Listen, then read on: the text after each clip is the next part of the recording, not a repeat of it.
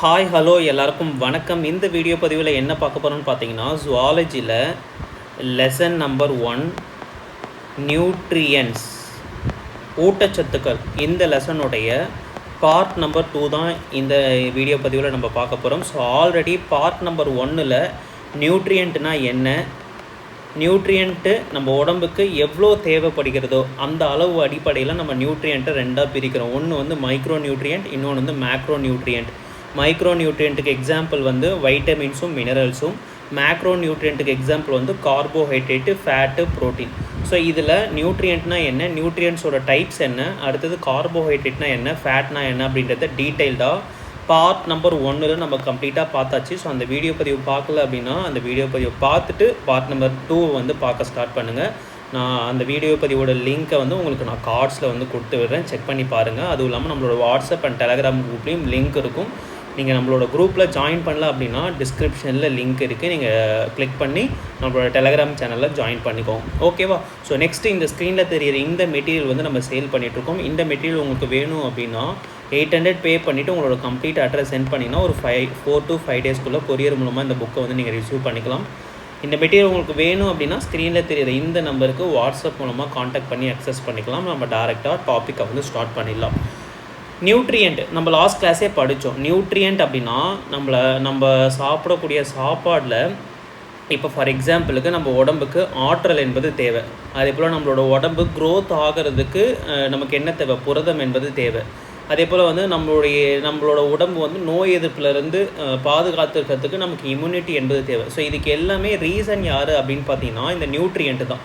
இதை நம்ம எங்கேருந்து எடுப்போம்னு பார்த்தீங்கன்னா ஒரு சில நியூட்ரியன்ட் நம்ம உடம்புலேயே உற்பத்தி பண்ணப்படுகிறது, ஒரு சில நியூட்ரியன்ட் வந்து நம்ம உணவுலேருந்து எடுத்துக்கிறோம். ஓகேவா?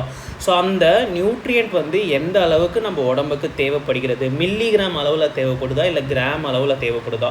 மில்லிகிராம் அளவில் உங்கள் உடம்புக்கு நியூட்ரியன்ட் தேவைப்படுகிறது அப்படின்னா அதை வந்து மைக்ரோ நியூட்ரியன்ட்டு நம்ம படித்தோம். உதாரணத்துக்கு வைட்டமின்ஸும் மினரல்ஸும். அதே போல் கிராம் அளவில் நம்ம உடம்புக்கு நியூட்ரியன்ட் தேவைப்படுகிறது அப்படின்னா அதை பேர் வந்து மேக்ரோ நியூட்ரியன்ட், பெரும ஊட்டச்சத்துக்கள் அப்படின்னு நம்ம படித்தோம். உதாரணத்துக்கு வந்து கார்போஹைட்ரேட் நீங்கள் எடுத்துக்கிட்டிங்கன்னா சராசரியாக நம்மளோட உடம்புக்கு ஒரு நாளைக்கு 300 கிராம்ஸ் வந்து நமக்கு தேவைப்படும். அதுவே நீங்கள் ஃபேட் எடுத்துக்கிட்டிங்க அப்படின்னா ஒரு நாளைக்கு 80 கிராம் நம்ம உடம்புக்கு வந்து தேவைப்படும். ஓகேவா? ஸோ அடுத்தது ப்ரோட்டீன் இருக்குது. இந்த ப்ரோட்டீனை நம்ம முடிச்சுட்டு அடுத்தது மைக்ரோ நியூட்ரியண்ட்டை வந்து நம்ம ஸ்டார்ட் பண்ணலாம். ஓகேவா? ஸோ ஏன்னா லாஸ்ட் கிளாஸில் நம்ம கார்போஹைட்ரேட் அண்ட் ஃபேட் வந்து கம்ப்ளீட் பண்ணியாச்சு. இந்த கிளாஸில் அந்த பெரும ஊட்டச்சத்தில் ரிமைனிங் இருக்கக்கூடிய இந்த ப்ரோட்டீனை பார்த்துட்டு அடுத்தது மைக்ரோ நியூட்ரியண்ட்டான வைட்டமின்ஸையும் மினரல்ஸையும் நம்ம பார்க்கலாம். ஓகேவா? ஸோ புரதங்கள் என்பது இது ஃபஸ்ட்டு கொஷின் என்னன்னு பார்த்தீங்கன்னா இது வந்து ஒரு மைக்ரோ நியூட்ரியண்ட்டாக மேக்ரோ நியூட்ரியண்ட்டான்னு கேட்டிங்கன்னா புரதம் வந்து ஒரு மேக்ரோ நியூட்ரியன்ட், அதாவது பெரும ஊட்டச்சத்துக்கள். ஏன் இதை வந்து பெரும ஊட்டச்சத்துக்கள்னு சொல்கிறோம்? ஏன்னா நம்ம உடம்புக்கு கிராம் அளவுக்கு தேவைப்படும். ஓகேவா? ஸோ இது இந்த இடத்துல கொடுக்கலன்னு நினைக்கிறேன், இதை எழுதி கூட வச்சுக்கோங்க.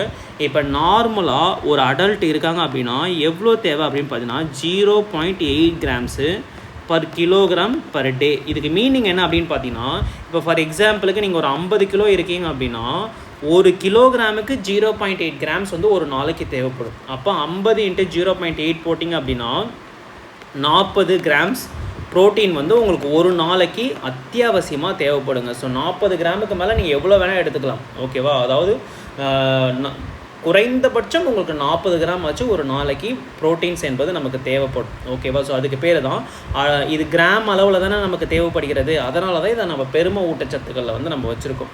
இது வந்து நார்மலாக ஒரு அடல்ட்டுக்கு பார்க்கும்போது. அதுவே நீங்கள் வந்து ஒரு சைல்டு நீங்கள் எடுத்துக்கிறீங்க, சில்ட்ரன் வந்து நீங்கள் எடுத்துக்கிறீங்க அப்படின்னா சில்ட்ரன் எந்த ஏஜ் குரூப்புக்குள்ளே வருவாங்கன்னு பார்த்தீங்கன்னா 0 to 12 ஏஜுங்க. அதாவது 0ல் இருந்து 12 வயது வரைக்கும் இருக்கக்கூடிய குழந்தைகள் வந்து நம்ம சில்ட்ரன் அப்படின்ற கேட்டகரியில் வந்து வரணும். ஸோ அவங்களுக்கு எவ்வளோ தேவைப்படும் அப்படின்னு பார்த்தீங்கன்னா 2 கிராம்ஸு. ஓகேவா? ஏன்னா குழந்தைகளுக்கு தான் அதிகமாக ப்ரோட்டீன் என்பது தேவைப்படும். ஏன்னா அவங்களோட பாடி டெவலப்மெண்ட் என்பது அவங்க வளரணும் இல்லை, அவங்களோட போன்ஸு, அவங்களோட மசிலு இதெல்லாம் வளர்கிறதுக்கு கண்டிப்பாக குழந்தைகளுக்கு தான் அதிகமான ப்ரோட்டீன்ஸ் என்பது தேவைப்படும். அவங்களுக்கு எவ்வளோ ப்ரோட்டீன்ஸ் தேவைப்படும் அப்படின்னு பார்த்தீங்கன்னா 2 கிராம்ஸு பர் கிலோகிராம் பர் டேக்கு தேவைப்படும். ஓகேவா? ஃபார் எக்ஸாம்பிளுக்கு ஒரு குழந்தை வந்து 7 கிலோ இருக்குது அப்படின்னா 7 × 2 போட்டிங்கன்னா அத்தியாவசியமாக எத்தனை கிராம்ஸ் ப்ரோட்டீன் தேவைப்படும்? 14 கிராம்ஸ் ப்ரோட்டீன் வந்து ஒரு நாளைக்கு குழந்தைக்கு வந்து தேவைப்படும். ஓகேவா?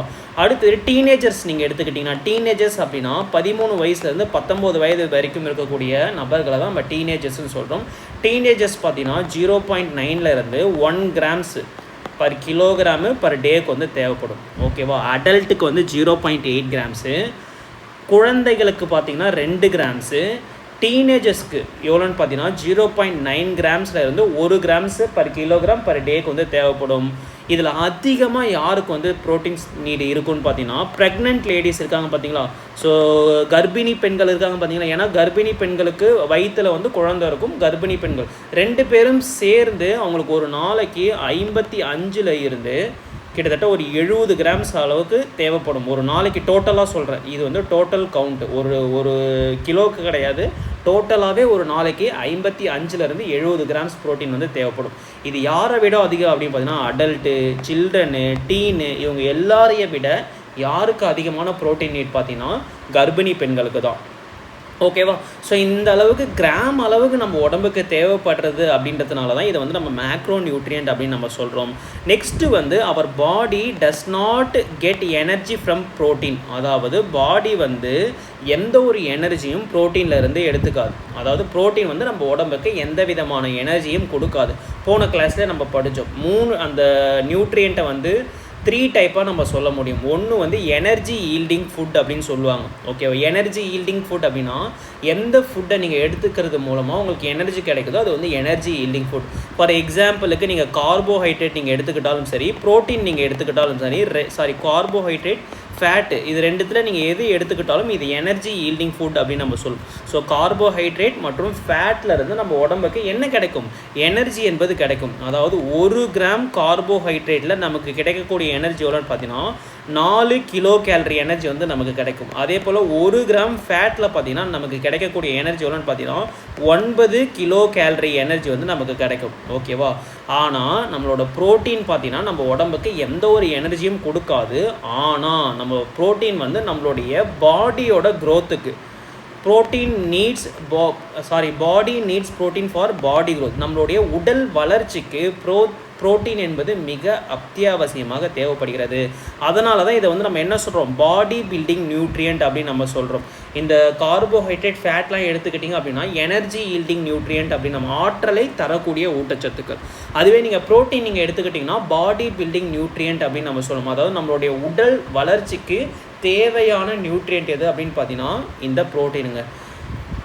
அடுத்தது protein helps in muscle building. So muscle பில்டிங்கில் ப்ரோட்டீனோடைய மிகப்பெரிய பங்கு என்பது உங்களுக்கே தெரியும். இப்போ நீங்கள் ஜிம்முக்கு போகிறவங்க யார் நீங்கள் எடுத்துக்கிட்டாலும் அதிகமாக அவங்க எதை பற்றி பேசுவாங்க அப்படின்னு பார்த்தீங்கன்னா ப்ரோட்டீனை பற்றி தான் பேசுவாங்க. ஓகேவா? ஸோ வே ப்ரோட்டீன் எடுப்பாங்க. ப்ரோட்டீனை வந்து அவங்க நிறைய ஃபார்மில் வந்து ப்ரோட்டீன் வந்து கன்சியூம் பண்ணுவாங்க. ஏன் அப்படின்னு பார்த்தீங்கன்னா அவங்களோட மசில் க்ரோத்துக்கு ப்ரோட்டீன் என்பது ரொம்ப ரொம்ப இம்பார்ட்டண்ட்டான ஒரு விஷயம். ஓகேவா? நான் ஆல்ரெடி சொன்னேன், அதாவது 1 கிராம் கார்போஹைட்ரேட்டில் நமக்கு எவ்வளோ எனர்ஜி கிடைக்கும் அப்படின்னு பார்த்தீங்கன்னா 4 கிலோ கேலரி எனர்ஜி கிடைக்கும்னு நம்ம படித்தோம் அப்ராக்சிமேட்டாக. அதே போல் 1 கிராம் ஃபேட்டில் நமக்கு கிடைக்கக்கூடிய எனர்ஜி எவ்வளோன்னு பார்த்தீங்கன்னா 9 கிலோ கேலரி எனர்ஜி கிடைக்கும் நம்ம பார்த்தோம். அதே போல் 1 கிராம் ப்ரோட்டீனில் நமக்கு கிடைக்கக்கூடிய எனர்ஜி எவ்வளோன்னு பார்த்தீங்கன்னா 4 கிலோ கேலரி எனர்ஜி வந்து நமக்கு கிடைக்கும். கெலோரி கிடையாது, 4 கிலோ கேலரி எனர்ஜி வந்து நம்ம உடம்புக்கு கிடைக்கும். சார் இப்போ தானே நீங்கள் சொன்னீங்க ப்ரோட்டீன் வந்து நம்ம உடம்புக்கு எந்த ஒரு எனர்ஜியுமே கொடுக்காது. அப்படி இருக்கும்போது இந்த ப்ரோட்டீன் எப்படி வந்து 1 கிராமில் 4 கிலோ கேலரி எனர்ஜியை 4 கிலோ கேலரி எனர்ஜியை கொடுக்கும்னு நீங்கள் படிச்சிங்கன்னா, நம்ம உடம்புக்கு கார்போஹைட்ரேட் மற்றும் ஃபேட்டு மூலமாக கிடைக்கக்கூடிய எனர்ஜி வந்து ஷார்ட் சப்ளை ஆகுது அப்படின்னா, அதாவது கார்போஹைட்ரேட் மற்றும் ஃபேட்டுனால நம்ம உடம்புக்கு தேவையான எனர்ஜியை வந்து கொடுக்க முடியல அப்படின்னா, அந்த மாதிரி டைமில் என்ன பண்ணுவார் அப்படின்னு பார்த்தீங்கன்னா ப்ரோட்டீன் வந்து நம்மளோட உடலுக்கு வந்து எனர்ஜியை வந்து கொடுப்பார். அதனால தான் ப்ரோட்டீன் வந்து நார்மலாக ப்ரோட்டீன் நம்ம உடம்புக்கு எந்த ஒரு எனர்ஜியும் கொடுக்காது. ஆனால் கார்போஹைட்ரேட்டும் ஃபேட்டும் நம்ம உடலுக்கு எனர்ஜி, அதை கொடுக்குற எனர்ஜி வந்து பத்தலை அப்படின்னா ப்ரோட்டீன் வந்து நம்ம உடம்புக்கு எனர்ஜி வந்து கொடுப்பாரு. ஸோ அப்போ எவ்வளோ கொடுப்பார் அப்படின்னு பார்த்தீங்கன்னா 1 கிராம் ப்ரோட்டீனில் நமக்கு கிடைக்கக்கூடிய எனர்ஜி மதிப்பு எவ்வளோன்னு பார்த்தீங்கன்னா 4 கிலோ கேலரி எனர்ஜி. எப்பயுமே எனர்ஜியோடைய எஸ்ஐ அலகு என்னன்னு பார்த்தீங்கன்னா ஜூல். எனர்ஜியை வந்து நம்ம ஜூலில் தான் மெஷர் பண்ணுவோம். ஆனால் நம்ம உடம்புல உற்பத்தி ஆகக்கூடிய எனர்ஜியை வந்து எப்பயுமே நம்ம கலோரியில் தான் மென்ஷன் பண்ணுவோம். ஸோ 4.19 1 கேலரி என்பது 4.19 ஜூலுக்கு சமங்க. ஓகேவா? இது நம்ம இதிலே படித்தோம். 1 கேலரி என்பது 4.19 ஜூலுக்கு வந்து சமம். அதே போல் புரோட்டீன் என்பது ஒரு ஆர்கானிக் காம்பவுண்ட். ஆர்கானிக் காம்பவுண்ட்னா நான் என்ன சொன்னேன், எந்த தனிமங்கள் வந்து எந்த சேர்மங்கள் வந்து நேச்சுரல் ரிசோர்ஸ்லேருந்து கிடைக்குதோ, நேச்சுரல் ரிசோர்ஸ் அப்படின்னா பிளான்ட்டு அனிமலில் இருந்து இந்த மாதிரி நேச்சுரல் ரிசோர்ஸஸில் இருந்து கிடைக்கக்கூடிய சேர்மங்களை வந்து நம்ம என்ன சொல்கிறோம், ஆர்கானிக் சேர்மங்கள் அப்படின்னு நம்ம சொல்கிறோம். இதோட இன்னொரு டெஃபினேஷன் என்ன அப்படி பார்த்தீங்கன்னா, எந்த சேர்மத்தில் உங்களுக்கு கார்பன் இருக்கோ, கார்பன் ப்ரெசண்ட் ஆகி இருக்கக்கூடிய சேர்மத்தை நம்ம என்ன சொல்லலாம், கரிம சேர்மம், ஆர்கானிக் காம்பவுண்ட் அப்படின்னு நம்ம சொல்லலாம். அப்போது புரோட்டீன் ஒரு ஆர்கானிக் காம்பவுண்ட் அப்படின்னா புரோட்டீனில் இருக்கக்கூடிய தனிமங்கள் என்னென்னு பார்த்தீங்கன்னா, புரோட்டீனில் வந்து கார்பன் இருக்கும், ஹைட்ரஜன் இருக்கும், ஆக்சிஜன் இருக்கும். அதே போல் நம்ம என்ன படித்தோம், கார்போஹைட்ரேட் நீங்கள் எடுத்துக்கிட்டாலும் சரி, ஃபேட் எடுத்துக்கிட்டாலும் சரி, ரெண்டுமே ஆர்கானிக் காம்பவுண்ட் தான். கார்போஹைட்ரேட்டில் இருக்கக்கூடிய எலமெண்ட் என்ன பார்த்தீங்கன்னா கார்பன், ஹைட்ரஜன், ஆக்சிஜன். அதே போல் ஃபேட்டில் இருக்கக்கூடிய ஆர்கானிக் காம்பவுண்ட், ஃபேட் ஆர்கானிக் காம்பவுண்டில் இருக்கக்கூடிய எலமெண்ட்டோட பேர் என்னென்னு பார்த்தீங்கன்னா கார்பன், ஹைட்ரஜன், ஆக்சிஜன். அதுவே நீங்கள் ப்ரோட்டீன் நீங்கள் எடுத்துக்கிட்டிங்கன்னா ப்ரோட்டீனில் கார்பன் இருக்கும், ஹைட்ரஜன் இருக்கும், ஆக்சிஜன் இருக்கும், கூடவே உங்களுக்கு என்ன இருக்குன்னு பார்த்தீங்கன்னா நைட்ரஜன் என்பது இருக்குங்க. ஓகேவா? அதே போல் ஸ்மாலஸ்ட் யூனிட் ஆஃப் ப்ரோட்டீன் என்னென்னு பார்த்தீங்கன்னா அமினோ ஆசிட்.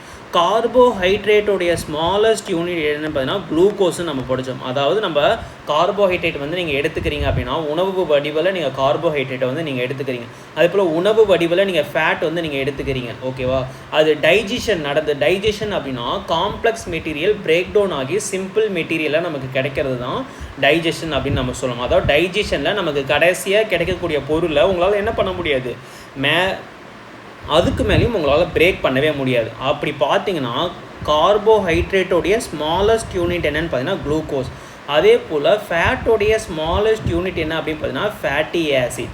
அதே போல் ப்ரோட்டீனுடைய ஸ்மாலஸ்ட் யூனிட் என்ன அப்படின்னு பார்த்தீங்கன்னா அமினோ ஆசிடுங்க. ஓகேவா? ப்ரோட்டீன் வந்து டைஜஷன் நிறைய ப்ராசஸில் டைஜஷன் ஆகி நமக்கு கடைசியாக கிடைக்கக்கூடிய ஸ்மாலஸ்ட் யூனிட் என்னென்னு பார்த்தீங்கன்னா அமினோ ஆசிட். அப்போது ஒரு ப்ரோட்டீன் உருவாகிறதுக்கு எத்தனை அமினோ ஆசிட் தேவை அப்படின்னு பார்த்தீங்கன்னா மினிமம் 20 அமினோ ஆசிட் குரூப் வந்து ஒரு லாங் செயினில் கனெக்ட் ஆகி தான் ஒரு ப்ரோட்டீனை வந்து உருவாக்கும். ஓகேவா? மினிமம் 20க்கு மேலே எவ்வளோ வேணால் இருக்கலாம். 20 அமினோ ஆசிட் சேர்ந்தது, 20 அமினோ ஆசிட் வந்து ஒரு லாங் செயின். ஓகேவா? ஒரு லாங் செயினில் கனெக்ட் ஆகி தான் நமக்கு என்ன உருவாகுமா, ஒரு புரோட்டீன் என்பது உருவாகும்.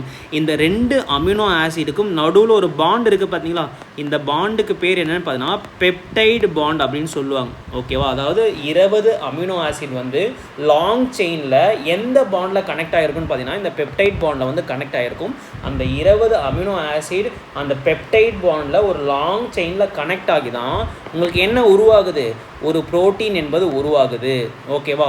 ஸோ அதனால தான் இது வந்து இந்த அமினோ ஆசிட் வந்து பெப்டைட் பாண்டில் வந்து கனெக்ட் ஆகி இருக்கிறதுனால தான் புரோட்டீனுக்கு வந்து ஒரு பேர் சொல்கிறாங்க. என்ன பேர் அப்படின்னு பார்த்தீங்கன்னா புரோட்டீனுடைய இன்னொரு பேர் வந்து பாலிபெப்டைட்.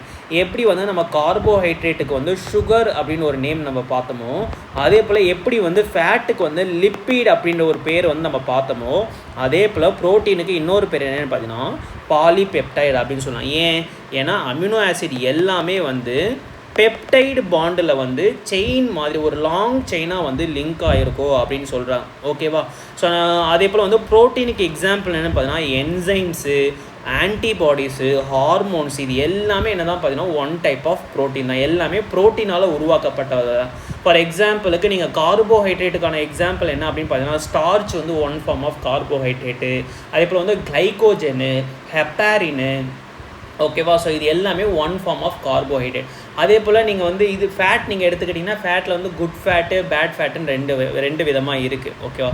அதே போல் இந்த என்சைம்ஸு, ஆன்டிபாடிஸு, ஹார்மோன்ஸ்லாம் என்ன பார்த்தீங்கன்னா மேடப் ஆஃப் ப்ரோட்டீன். இது எல்லாமே ஒரு வகையான ப்ரோட்டீன்ஸ் தான். இது எல்லாமே ப்ரோட்டீனால் உருவாக்கப்பட்டிருக்கும். ஓகேவா? இப்போ நான் என்ன சொன்னேன், 20 அமினோ ஆசிட் சேர்ந்து ஒரு புரதம் வந்து உருவாகும்னு நம்ம படித்தோம். அப்போது அந்த 20 அமினோ ஆசிடில் 9 அமினோ ஆசிடை நம்ம என்ன சொல்கிறோம் அப்படின்னு பார்த்தீங்கன்னா எசென்ஷியல் அப்படின்னு நம்ம சொல்கிறோம். அடுத்தது மீதி இருக்கக்கூடிய அந்த 20ல் 11 வந்து நம்ம என்ன சொல்லுவோம் அப்படின்னு பார்த்தீங்கன்னா நான் எசென்ஷியல் அப்படின்னு நம்ம சொல்லுவோம். எசென்ஷியல் அப்படின்னா நமக்கு உணவுலேருந்து கிடைக்கக்கூடியதை நம்ம எசென்ஷியல் அப்படின்னு நம்ம சொல்லும். நம்மளோட பாடி வந்து ப்ரொடியூஸ் பண்ணது பார்த்திங்கன்னா நம்மளோட ஓன் பாடி ப்ரொடியூஸ் பண்ணக்கூடிய அமினோ அமிலத்தை வந்து நான் எசென்ஷியல் அப்படின்னு நம்ம உணவுலேருந்து கிடைக்கக்கூடிய அமினோ அமிலத்தை எசென்ஷியல் அப்படின்னு நம்ம சொல்லுவோம். அந்த 20ல் 9 அமினோ அமிலங்கள் வந்து எசென்ஷியல். அதே போல் எசென்ஷியல் அப்படின்னா மிக முக்கியமான அமினோ அமிலங்கள். 20 அமினோ அமிலங்களில் 9 முக்கியமான அல்லது அத்தியாவசியமான அமினோ அமிலங்கள் ஆகும். ஸோ ஏன் இதை வந்து எசென்ஷியல் அப்படின்னு நம்ம சொல்கிறோம் அப்படின்னு பார்த்தீங்கன்னா, இந்த அமினோ அமிலங்கள் நமக்கு எங்கேருந்து கிடைக்கும் அப்படின்னு பார்த்தீங்கன்னா ஃபுட்டுலேருந்து நமக்கு கிடைக்கும். ஓகேவா? அதே போல் மீதி இருக்கக்கூடிய அந்த 20ல் 11 அமினோ அமிலங்களை வந்து நம்ம என்ன சொல்லுவோம், தேவையற்ற அல்லது அவசியமற்ற அமினோ அமிலங்கள் நம்ம சொல்கிறோம். ஸோ இதை ஏன் வந்து தேவையற்ற இல்லை அவசியமற்றன்னு சொல்ல போனால், இது வந்து நம்மளோட பாடியே ப்ரொடியூஸ் பண்ணும் இந்த அமினோ அமிலங்களை. ஓகேவா? இந்த 9 மற்றும் 11, 9 எசென்ஷியல், 11 நான் எசென்ஷியல். இதோட பேர் வந்து ரொம்ப ரொம்ப முக்கியம் கிடையாது, வேணும்னா ஜஸ்ட்டு தெரிஞ்சு மட்டும் வச்சுக்கோங்க. ஹிஸ்டிடின்னு, அதுக்கப்புறம் ஐசோலியூசின்னு, அதுக்கப்புறம் லியூசின்னு, அதுக்கப்புறம் லைசின், மித்தியோனைன், அதுக்கப்புறம் ஃபெனைலனின், அதுக்கப்புறம் தியோரனின், ட்ரிப்டோஃபான் அண்ட் வேலின். ஓகே, மொத்தமாக 9 பேர் வந்து இதில் நம்ம குறிப்பிட்டிருக்கோம். இதில் எஸ்பெஷலி இந்த மீத்தியோனைன் இருக்குது பார்த்தீங்களா, சல்ஃபர் கண்டென்ட் இருக்கக்கூடிய ஒரே அமினோ ஆசிட் எதுன்னு பார்த்தீங்கன்னா இந்த மீத்தியோனைன் தாங்க. ஓகேவா? இதை தெரிஞ்சு வச்சுக்கோங்க.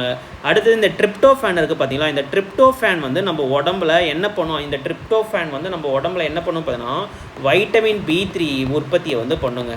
வைட்டமின் B3யோடைய சயின்டிஃபிக்கல் நேம் என்ன பார்த்தீங்கன்னா நியாசின் அப்படின்னு சொல்லுவாங்க. இதை நம்ம பின்னாடி வைட்டமின்ஸ் வரும்போது நம்ம பார்க்கலாம். ஓகேவா? இந்த 2 விஷயத்தை மட்டும் தெரிஞ்சு, சல்ஃபர் கண்டென்ட் இருக்கக்கூடிய ஒரே அமினோ அமிலம் எதுன்னு பார்த்தீங்கன்னா இந்த மீத்தியோனைன். அதே போல் இந்த ட்ரிப்டோஃபான் வந்து நம்ம உடம்புல இருக்கிறதுனால என்ன ப்ரொடியூஸ் ஆகும் பார்த்தீங்கன்னா வைட்டமின் B3 என்பது ப்ரொடியூஸ் ஆகும். வைட்டமின் B3யோடைய சயின்டிஃபிக்கல் நேமு தான் நியாசின் அப்படின்னு நம்ம சொல்லுவோம். அதே போல் இந்த 20ல் 11 அமினோ அமிலங்கள் வந்து நான் எசென்ஷியல்னு பார்த்தோமா, அதோட பேர் என்ன அப்படின்னு பார்த்தீங்கன்னா அலனைன், ஆர்ஜினைன், ஆஸ்பெர்ஜின், அதுக்கப்புறம் aspartic acid, cysteine, glutamic acid, glutamine, அதுக்கப்புறம் glycine, proline, serine and tyrosine அப்படின்ற நேம்ஸ் வந்து இருக்குது.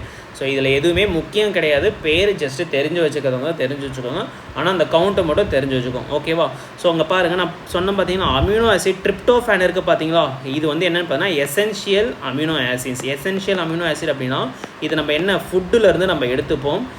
இந்த ட்ரிப்டோஃபான் வந்து நம்ம பாடியில் என்ன பண்ணும் அப்படின்னு பார்த்தீங்கன்னா, இந்த ட்ரிப்டோஃபான் தான் உங்களுக்கு என்னவா கன்வெர்ட் ஆகுமா, வைட்டமின் B3 கன்வெர்ட் ஆகும். நீங்கள் ட்ரிப்டோஃபான் வந்து நம்ம உடம்புல ட்ரிப்டோஃபான் இருக்குது அப்படின்னா அந்த ட்ரிப்டோஃபான் வந்து என்னவா கன்வெர்ட் ஆகும் அப்படின்னு பார்த்தீங்கன்னா வைட்டமின் B3 நியாசினாக கன்வெர்ட் ஆகும்னு சொல்கிறாங்க. அதே போல் சல்ஃபர் கண்டென்ட் இருக்கக்கூடிய ஒரே அமினோ ஆசிட் எதுன்னு பார்த்தீங்கன்னா மீத்தியோனைன் அப்படின்னு சொல்கிறாங்க. அடுத்தது ப்ரோட்டீன் டிஃபிஷியன்சியால் நமக்கு நோய்கள் வந்து ஏற்படுமான்னு கேட்டிங்கன்னா, கண்டிப்பாக ப்ரோட்டீன் வந்து நம்மளோட உடம்புக்கு ப்ரோட்டீன் என்பது மிக மிக முக்கியங்க. ஸோ ப்ரோட்டீன் நீங்கள் வந்து அதிகமாக எடுத்துக்கல, ப்ரோட்டீன் டிஃபிஷியன்சியாக நீங்கள் எடுத்துக்கிறீங்க அப்படின்னா கண்டிப்பாக நம்ம உடம்புக்கு வந்து நோய் என்பது ஏற்படும். அதில் சில்ட்ரன்ஸுக்கு ஏற்படக்கூடிய நோய் என்னென்னு பார்த்தீங்கன்னா குவாஷியாக்கர் அப்படின்னு சொல்லுவாங்க. இது வந்து நம்மளோட 10வது புத்தகத்தில் வந்து மென்ஷன் பண்ணியிருப்பாங்க. ஒரு குழந்தை வந்து நல்ல பெரிய தொப்பையை வச்சுட்டு கீழே உட்காந்துருக்கும். ஸோ அதுதான் வந்து குவாஷியாக்கர் அப்படின்னு சொல்லுவாங்க. அதே போல் அடல்ட்டுக்கு பார்த்தீங்கன்னா மராஸ்மஸ் அப்படின்னா எலும்புகள்லாம் வந்து என்ன ஆகிடும் பார்த்தீங்கன்னா தேஞ்சு போயிடும். ஓகேவா? எலும்புகள் எல்லாமே தேஞ்சு போய் ரொம்ப ரொம்ப ஒரு அன்ஹெல்த்தியான போன் ஸ்ட்ரக்சர் இருக்க மாதிரி இருக்கும். அதுக்கு பேர் தான் மராஸ்மஸ் அப்படின்னு நம்ம சொல்லுவாங்க. ஓகேவா? அடுத்தது இம்பார்ட்டண்ட் ப்ரோட்டீன். ஸோ ப்ரோட்டீனில் ஒரு சில இம்பார்ட்டண்ட்டான ப்ரோட்டீன்ஸ் இருக்குது, நிறைய ப்ரோட்டீன் இருக்குது, கொலாஜன் இருக்குது, கெரட்டின் இருக்குது. ஸோ இந்த மாதிரி நிறைய ப்ரோட்டீன்ஸ் வந்து இருக்குது. அதில் மிக முக்கியமாக இருக்கக்கூடிய ப்ரோட்டீன்ஸை பற்றி மட்டும் பார்க்கலாம். ஓகேவா? கெரட்டின் என்பது என்னென்னு பார்த்தீங்கன்னா ஒரு வாட்டர் ரிப்பலண்ட் ப்ரோட்டீன்னு சொல்லலாம். வாட்டர் ரெப்பலண்ட் ப்ரோட்டீன் அப்படின்னு சொல்லலாம். இந்த கெரோட்டின் எதுக்காக வாட்டர் ரெப்பலண்ட் ப்ரோட்டீன் ஏன் அப்படின்னா, நான் ஏன்னு சொல்கிறேன் பாருங்கள். இப்போ கெரோட்டினோடைய மிக முக்கியமான வேலை என்னன்னு பார்த்தீங்கன்னா, நம்ம உடம்புல இருக்கக்கூடிய நெகமாக இருக்கட்டும் இல்லைனா முடியாக இருக்கட்டும், இந்த மாதிரி டெட் செல், இந்த நெகமும் முடியும் நம்ம உடம்புல இருக்கக்கூடிய டெட் செல் எது அப்படின்னு பார்த்தீங்கன்னா நெகமும் முடியும் தான். இப்போ முடியை நீங்கள் கட் பண்ணிங்கன்னா முடிக்கு வலிக்குமா?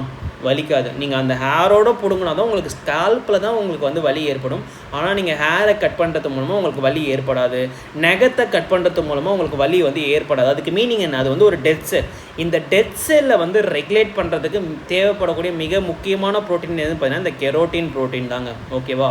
ஸோ அதனால தான் இதை வந்து ஏன் இதை வாட்டர் ரெப்பலண்ட் ப்ரோட்டீன் சொல்கிறேன்னு பார்த்தீங்கன்னா, இப்போ ஹேர் வந்து வாட்டர் அப்சர்வ் பண்ணாது. அதே போல் நெயிலுமே என்ன பண்ணாது அப்படின்னு பார்த்தீங்கன்னா வாட்டர் வந்து அப்சர்வ் பண்ணாது. பண்ணாது. அதனால தான் இதை வந்து வாட்டர் ரெப்பலண்ட் ப்ரோட்டீன் அப்படின்னு நம்ம சொல்கிறோம். அதே போல் இந்த ஹார்ன் அண்ட் ஹூப், ஹார்ன் அப்படின்னா கொம்பு, ஹூப் அப்படின்னா அந்த கால் பாதம். இப்போ வந்து நீங்கள் ஒரு மாடு நீங்கள் எடுத்துக்கிட்டீங்க, ஒரு கால்நடையோடைய நீங்கள் காலை போய் செக் பண்ணிங்கன்னா அதுதான் ஹூப் அப்படின்னு சொல்லுவோம். ஹார்ன் அப்படின்னா கொம்பு.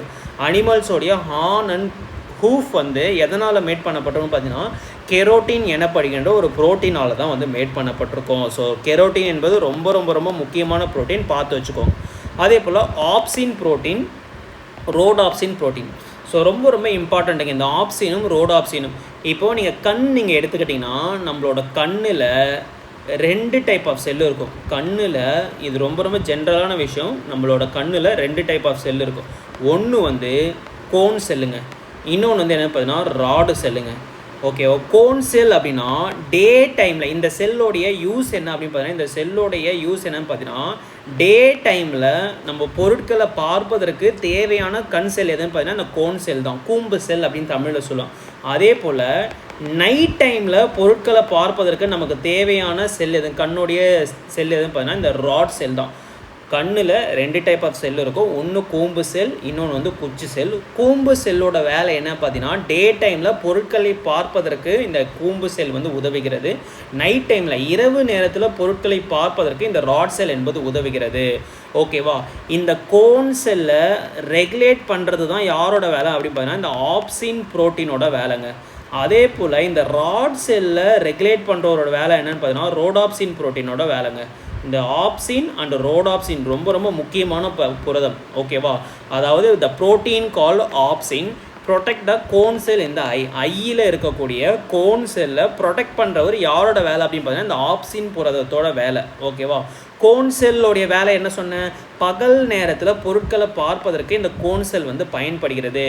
இப்போது இந்த ஆப்சின் புரதம் வந்து நமக்கு குறைபாடில், இந்த ஆப்சின் குறைபாடுனால நமக்கு நோய் ஏற்படுமான்னு கேட்டிங்கன்னா கண்டிப்பாக நோய் ஏற்படும். ஆப்சின் புரதம் நம்ம உடம்புல கம்மியாகுது அப்படின்னா இந்த கோன் செல்லோட வேலை வந்து கம்மியாகுமா? அப்போ கோன் செல்லோட வேலை வந்து கம்மியாயிடுச்சு அப்படின்னா டே டைமில் நம்மளால் பொருட்களை வந்து பார்க்கவே முடியாது. அப்போ ஆப்சின் புரதம் டிஃபிஷியன்சியால் நமக்கு ஏற்படக்கூடிய நோய் என்னன்னு பார்த்தீங்கன்னா விஷன் லாஸுங்க. விஷன் லாஸ் அப்படின்னா கண் பார்வை குருடு, அதே போல் வந்து கலர் பிளைண்ட்னஸ், நிறக்குருடு அப்படின்னு சொன்னால் கலரை வந்து நம்மளால் பார்த்து ஐடென்டிஃபை பண்ணவே முடியாது. ஸோ இந்த மாதிரி டிசீஸ் எல்லாம் ஆப்சின் புரதம் குறைபாடுனால நமக்கு ஏற்படும். அதே போல் ரோடாப்சினோட வேலை என்ன, கண்ணில் இருக்கக்கூடிய ராட் செல்லை மெயின்டைன் பண்ணுறவர் தான் யாருன்னு பார்த்தீங்கன்னா இந்த ரோடாப்சின் புரதம். இந்த ராட் செல்லோட வேலை என்ன, கண்ணில் இருக்கக்கூடிய ராட் செல்லோட வேலை என்னன்னு பார்த்தீங்கன்னா இரவு நேரத்தில் பொருட்களை பார்க்க உதவுகிறது. ஸோ அப்போது ரோடாப்சின் ப்ரோட்டீன் ரோடாப்சின் புரதம் டிஃபிஷியன்சியால் நமக்கு நோய் ஏற்படுமான்னு கேட்டிங்கன்னா கண்டிப்பாக நோய் ஏற்படும். ரோடாப்சின் புரதம் வந்து நம்ம உடம்புல டிஃபிஷியன்சியாக இருக்குது அப்படின்னா இந்த ராட் செல், கண்ணில் இருக்கக்கூடிய இந்த ராட் செல்லோட வேலை வந்து குறைஞ்சிரும். கண்ணில் இருக்கக்கூடிய ராட் செல்லோட வேலை குறைஞ்சது அப்படின்னா நமக்கு என்ன பண்ண முடியாது, நைட் டைமில் பொருட்களை சரியாக பார்க்க முடியாது. அதனால் நமக்கு என்ன வரும், நைட் பிளைண்ட்னஸ், மாலை கண்ணை, அதாவது இரவு நேரத்தில் நம்மளால் பொருட்களை வந்து பார்க்க முடியாது. இந்த மாதிரி உங்களுக்கு டிசீஸ் வந்து ஏற்படும். அதே போல் இந்த நைட் பிளைண்ட்னஸ் இருக்குது பார்த்தீங்களா, இது வந்து வைட்டமின் ஏவோடைய டிஃபிஷியன்சிங்க. இது நம்ம வைட்டமின்ஸ் வரும்போது நம்ம பார்க்கலாம். இந்த மாலை கண் வந்து வைட்டமின் ஏ குறைபாடால் நமக்கு வரக்கூடிய நோய் எது பார்த்தீங்கன்னா இந்த நைட் பிளைண்ட்னஸ்ஸு. அதே போல் நம்ம உடம்புல ரோடாப்சின் புரதம் வந்து குறைவாக காணப்படுகிறது அப்படின்னா நமக்கு நைட் பிளைண்ட்னஸ் வந்து ஏற்படும். ஸோ அடுத்தது இந்த ஹீமோக்ளோபினுங்க. ஹீமோக்ளோபின் அப்படின்னா இந்த ப்ரோட்டீன் ஹீமோக்ளோபின் என்பது ஒரு வகையான புரதம். நம்ம பிளட்டில் இருக்கக்கூடிய ஒரு வகையான புரதம் தான் என்னென்னு பார்த்தீங்கன்னா இந்த ஹீமோக்ளோபின். ஓகேவா, ஸோ இந்த ஹீமோக்ளோபினுடைய சென்ட்ரல் மெட்டல் என்னென்னு பார்த்தீங்கன்னா அயன்க. ஓகே, இந்த ஹீமோக்ளோபின் அதிகமாக எதனால் உருவாக்கப்பட்டிருக்கும் பார்த்தீங்கன்னா இரும்புனால் உருவாக்கப்பட்டிருக்கும். ஓகேவா, ஸோ இப்போ நம்ம பிளட்டு நீங்கள் எடுத்துக்கிட்டிங்க அப்படின்னா பிளட்டில் வந்து 3 டைப் ஆஃப் செல்லு இருக்கும். ஒன்று வந்து ஆர்பிசி, இன்னொன்று வந்து டபிள்யூபிசி, இன்னொன்று என்னென்னு பார்த்தீங்கன்னா பிளேட்லெட். ஓகேவா, பிளேட்லெட். இதில் ஹீமோக்ளோபின் உங்களுக்கு எங்கே அதிகமாக இருக்கும் அப்படின்னு பார்த்தீங்கன்னா ஆர்பிசியில் தான் வந்து உங்களுக்கு ஹீமோக்ளோபின் என்பது இருக்கும். ஓகேவா, ஸோ அப்போது இந்த ஹீமோக்ளோபினுடைய சென்ட்ரல் மெட்டல் எதுன்னு பார்த்தீங்கன்னா அயன். ரொம்ப ரொம்ப முக்கியமான கொஸ்டின், பார்த்து வச்சுக்கோங்க. ஓகேவா, அடுத்தது இந்த haemoglobin carries oxygen to all the cell in our body, hence it is called oxygen boat. இந்த ஹீமோக்ளோபினை என்ன சொல்கிறாங்க பார்த்தீங்கன்னா ஆக்சிஜன் படகு, ஆக்சிஜன் போட் அப்படின்னு நம்ம சொல்கிறாங்க. ஏன் அப்படின்னு பார்த்தீங்கன்னா இப்போ நம்ம உணவு வந்து எடுத்துக்கிறோம். ஓகேவா? உணவில் நமக்கு கடைசியாக கிடைக்கக்கூடியது என்னென்னு பார்த்தீங்கன்னா குளுக்கோஸ் வந்து நமக்கு கிடைக்கும். இப்போ நீங்கள் கார்போஹைட்ரேட் நீங்கள் எடுத்துக்கிறீங்க அப்படின்னா கார்போஹைட்ரேட் வந்து டைஜஷன் ஆகி நமக்கு கடைசியாக கிடைக்கக்கூடிய யூனிட் என்னென்னு பார்த்தீங்கன்னா குளுக்கோஸ்.